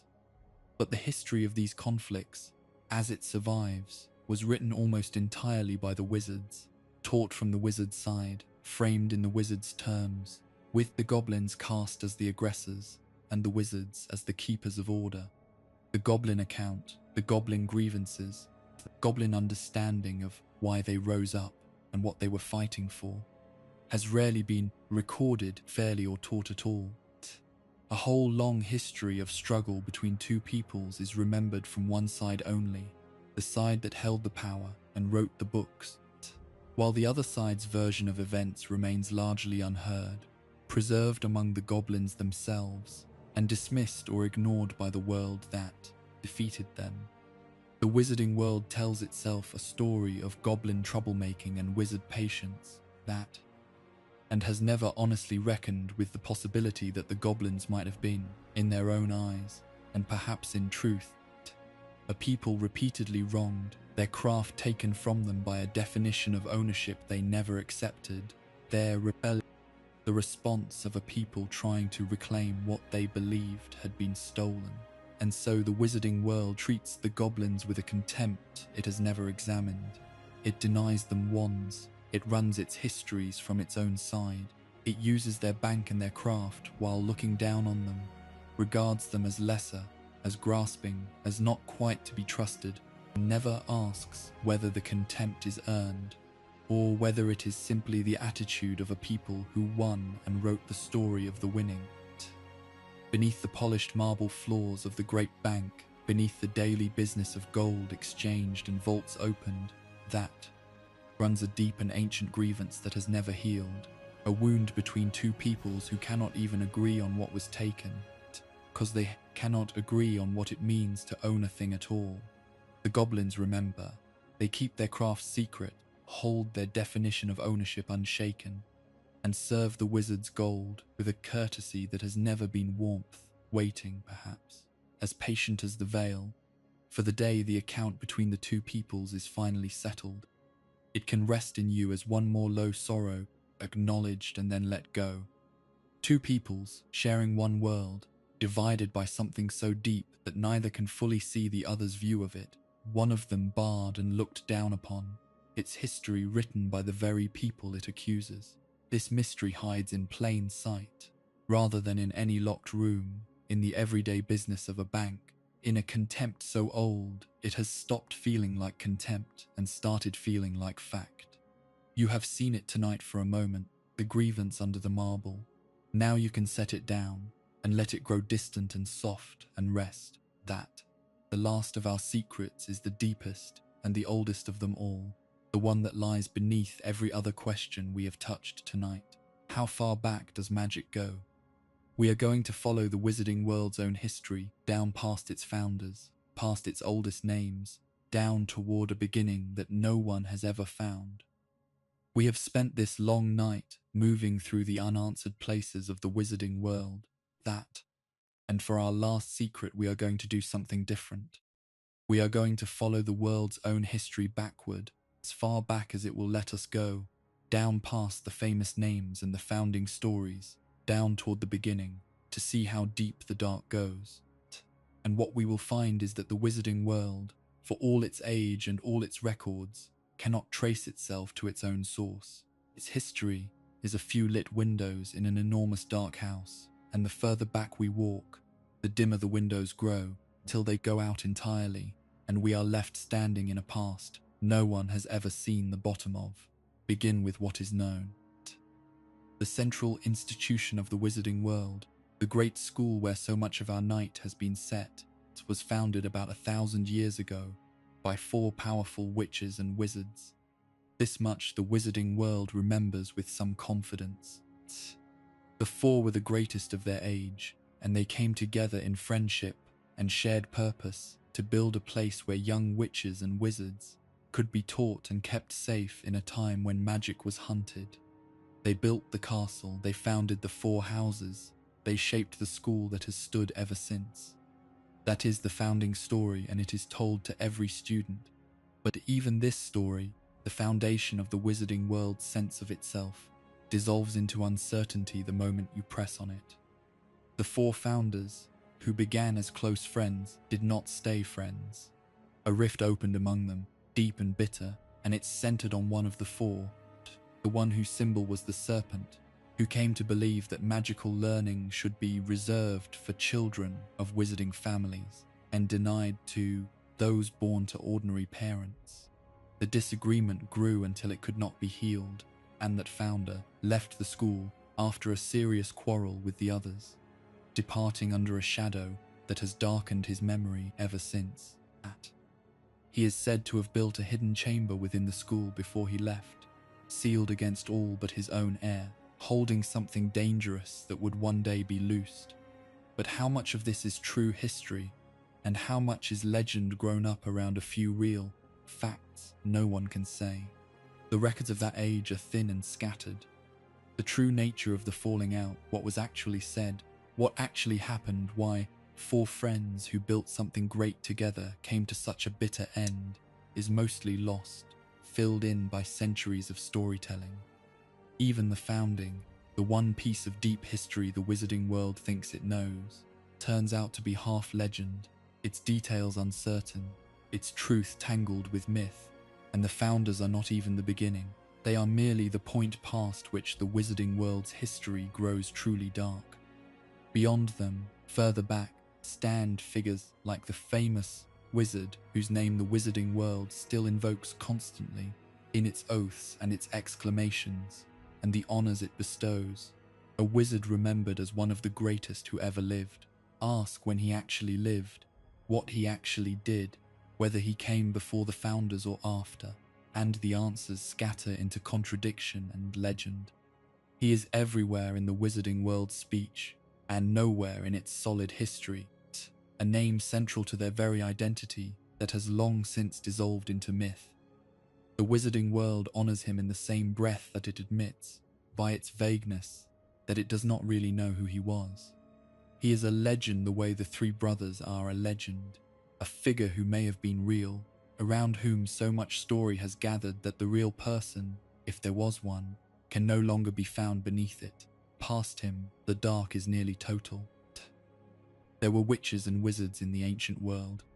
This much is clear from the fragments that survive, from old magical traditions traced to ancient lands, from the runes and the older forms of magic that came down from civilizations long gone. Magic did not begin 1,000 years ago with 4 founders. It is far, far older than that. There were wizards in the ancient empires, magic practiced in forms now barely remembered, traditions stretching back into a past so deep that the wizarding world has no real history of it. Only scraps, only echoes, only the knowledge that something was there and is now mostly gone. The origin of wizardkind, the first witches and wizards, the beginning of magical civilization itself, lies somewhere back in that darkness, and the wizarding world has never found it. It cannot trace itself to its source. It does not know when magic first appeared among people, or how, or who the first of them were.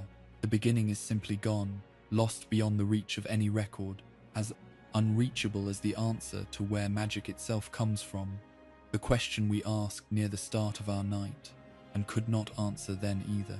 2 mysteries are the same mystery, seen from 2 directions. Where does magic come from?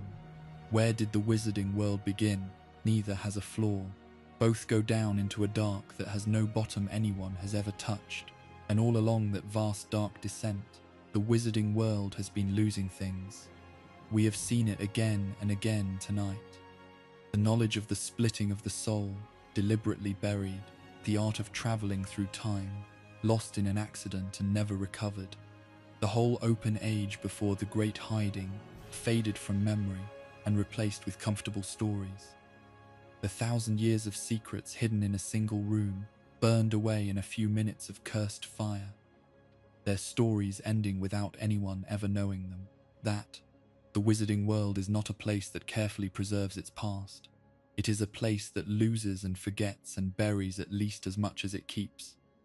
A place where knowledge is discovered and then allowed to fall back into the dark, where whole branches of magic and whole ages of history slip out of reach and are gone. What survives is a small lit area. What has been lost is the vast dark house around it, and no one knows even the shape of how much is missing, because the missing things took the memory of themselves with them when they went. This is the deepest secret of all, and it is not any single fact. It is the depth itself. The wizarding world is ancient beyond its own memory, built on foundations it cannot see, descended from a beginning it cannot find, carrying a power whose source it cannot name, losing its own past faster than it can hold on to it. And it has made its peace with all of this in the simplest possible way, by not asking. It leaves the founding story unpressed, never pushing on it until it cracks.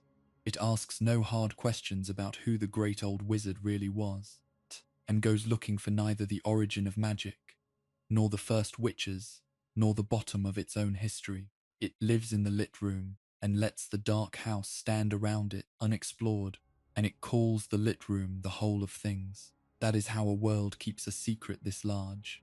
Not by hiding it, but by agreeing without ever saying so, never to walk to the edge of the light and look into the dark beyond it. We have walked to that edge tonight, again and again, and looked into the dark, at the curse with no origin, and the veil with no far side, at the love that cannot be studied, and the soul that can be torn, at the room that thinks, and the hat that holds the dead, and the mirror that reads the heart, at the creatures whose breeding no one has seen, and the servants whose bondage no one explains, at the memories that hold more than we know, and the futures recorded by no hand, and now at the beginning that has no flaw. None of it has been explained. All of it is real. That is the wizarding world as it truly is. Not the tidy catalogue of textbooks, but a small bright clearing of the known, surrounded on every side by an enormous and patient dark, full of things that were never answered, and a beginning that was never found. And there is peace in that, if you let there be. You do not have to know the bottom of the dark to rest beside it. The wizarding world has rested beside it for longer than its own memory reaches, and it has gone on living and learning and building in its small lit clearing, untroubled by the depth beneath. You can do the same tonight. That you do not need to reach the bottom of anything. You only need to let the dark be dark and the unanswered stay unanswered, and your own small clearing of warmth and quiet be enough. We have come a long way together tonight, all the way down through the unanswered places and back. And wherever you are in your drifting, whether you faded away hours ago or are only now beginning to slip under, I am glad you were here. If these long, quiet nights help carry you into sleep, the one small thing that keeps them coming is subscribing, so the next one finds its way to you when the dark gets long again. That is all I will ever ask of you, and I ask it gently. There will be another night and another slow walk through the strange and the unexplained, and I would love for you to be there for it. I will be here, waiting, with the lights down low, whenever you need somewhere calm to rest your mind. But there is nothing left to do now except sleep. So let the asking go too, and let everything go, and let this night come softly to its end. The room is quiet now. There is nothing more to wonder about now, nothing more you need to hold. Let your body grow heavy, from your shoulders down through your chest and into your legs, settling into the bed beneath you. Let the weight of you settle completely, held and safe. There is nowhere you need to be and nothing you need to do. The day is behind you now, finished, slipping into that perfect storehouse of memory, where nothing good is ever truly lost, where it will keep itself whole while you rest. You do not have to remember any of the secrets we walked through tonight. They will keep too. Let the curse with no beginning fade now, along with the veil that breathes in the dark. The locked door with love behind it can grow quiet too, and the stone that calls the gentle dead back without fear or pain. The room that shapes itself to your need can go dark, and the old hat can sleep on in its cupboard, and the mirror that shows the heart can cloud over at last, kindest as it always was, to the person who wants nothing more than they already have. Let them all grow dim and soft and far away, the way the lit windows of a house grow small as you walk off into the quiet night. The dead who let go found peace. The ones who clung found only the long grey middle. Tonight you are letting go, gently, of the whole day, of every last thought and question, and there is nothing on the other side of letting go but rest. You can trust it. The brave ones always could. Your breathing is slowing now. In, soft and easy. Out, slower still. There is no curse here, no cold creature, no locked room, only this warm dark and this quiet voice growing fainter, and the deep and dreamless rest that is already rising up to meet you. You are safe. You are warm.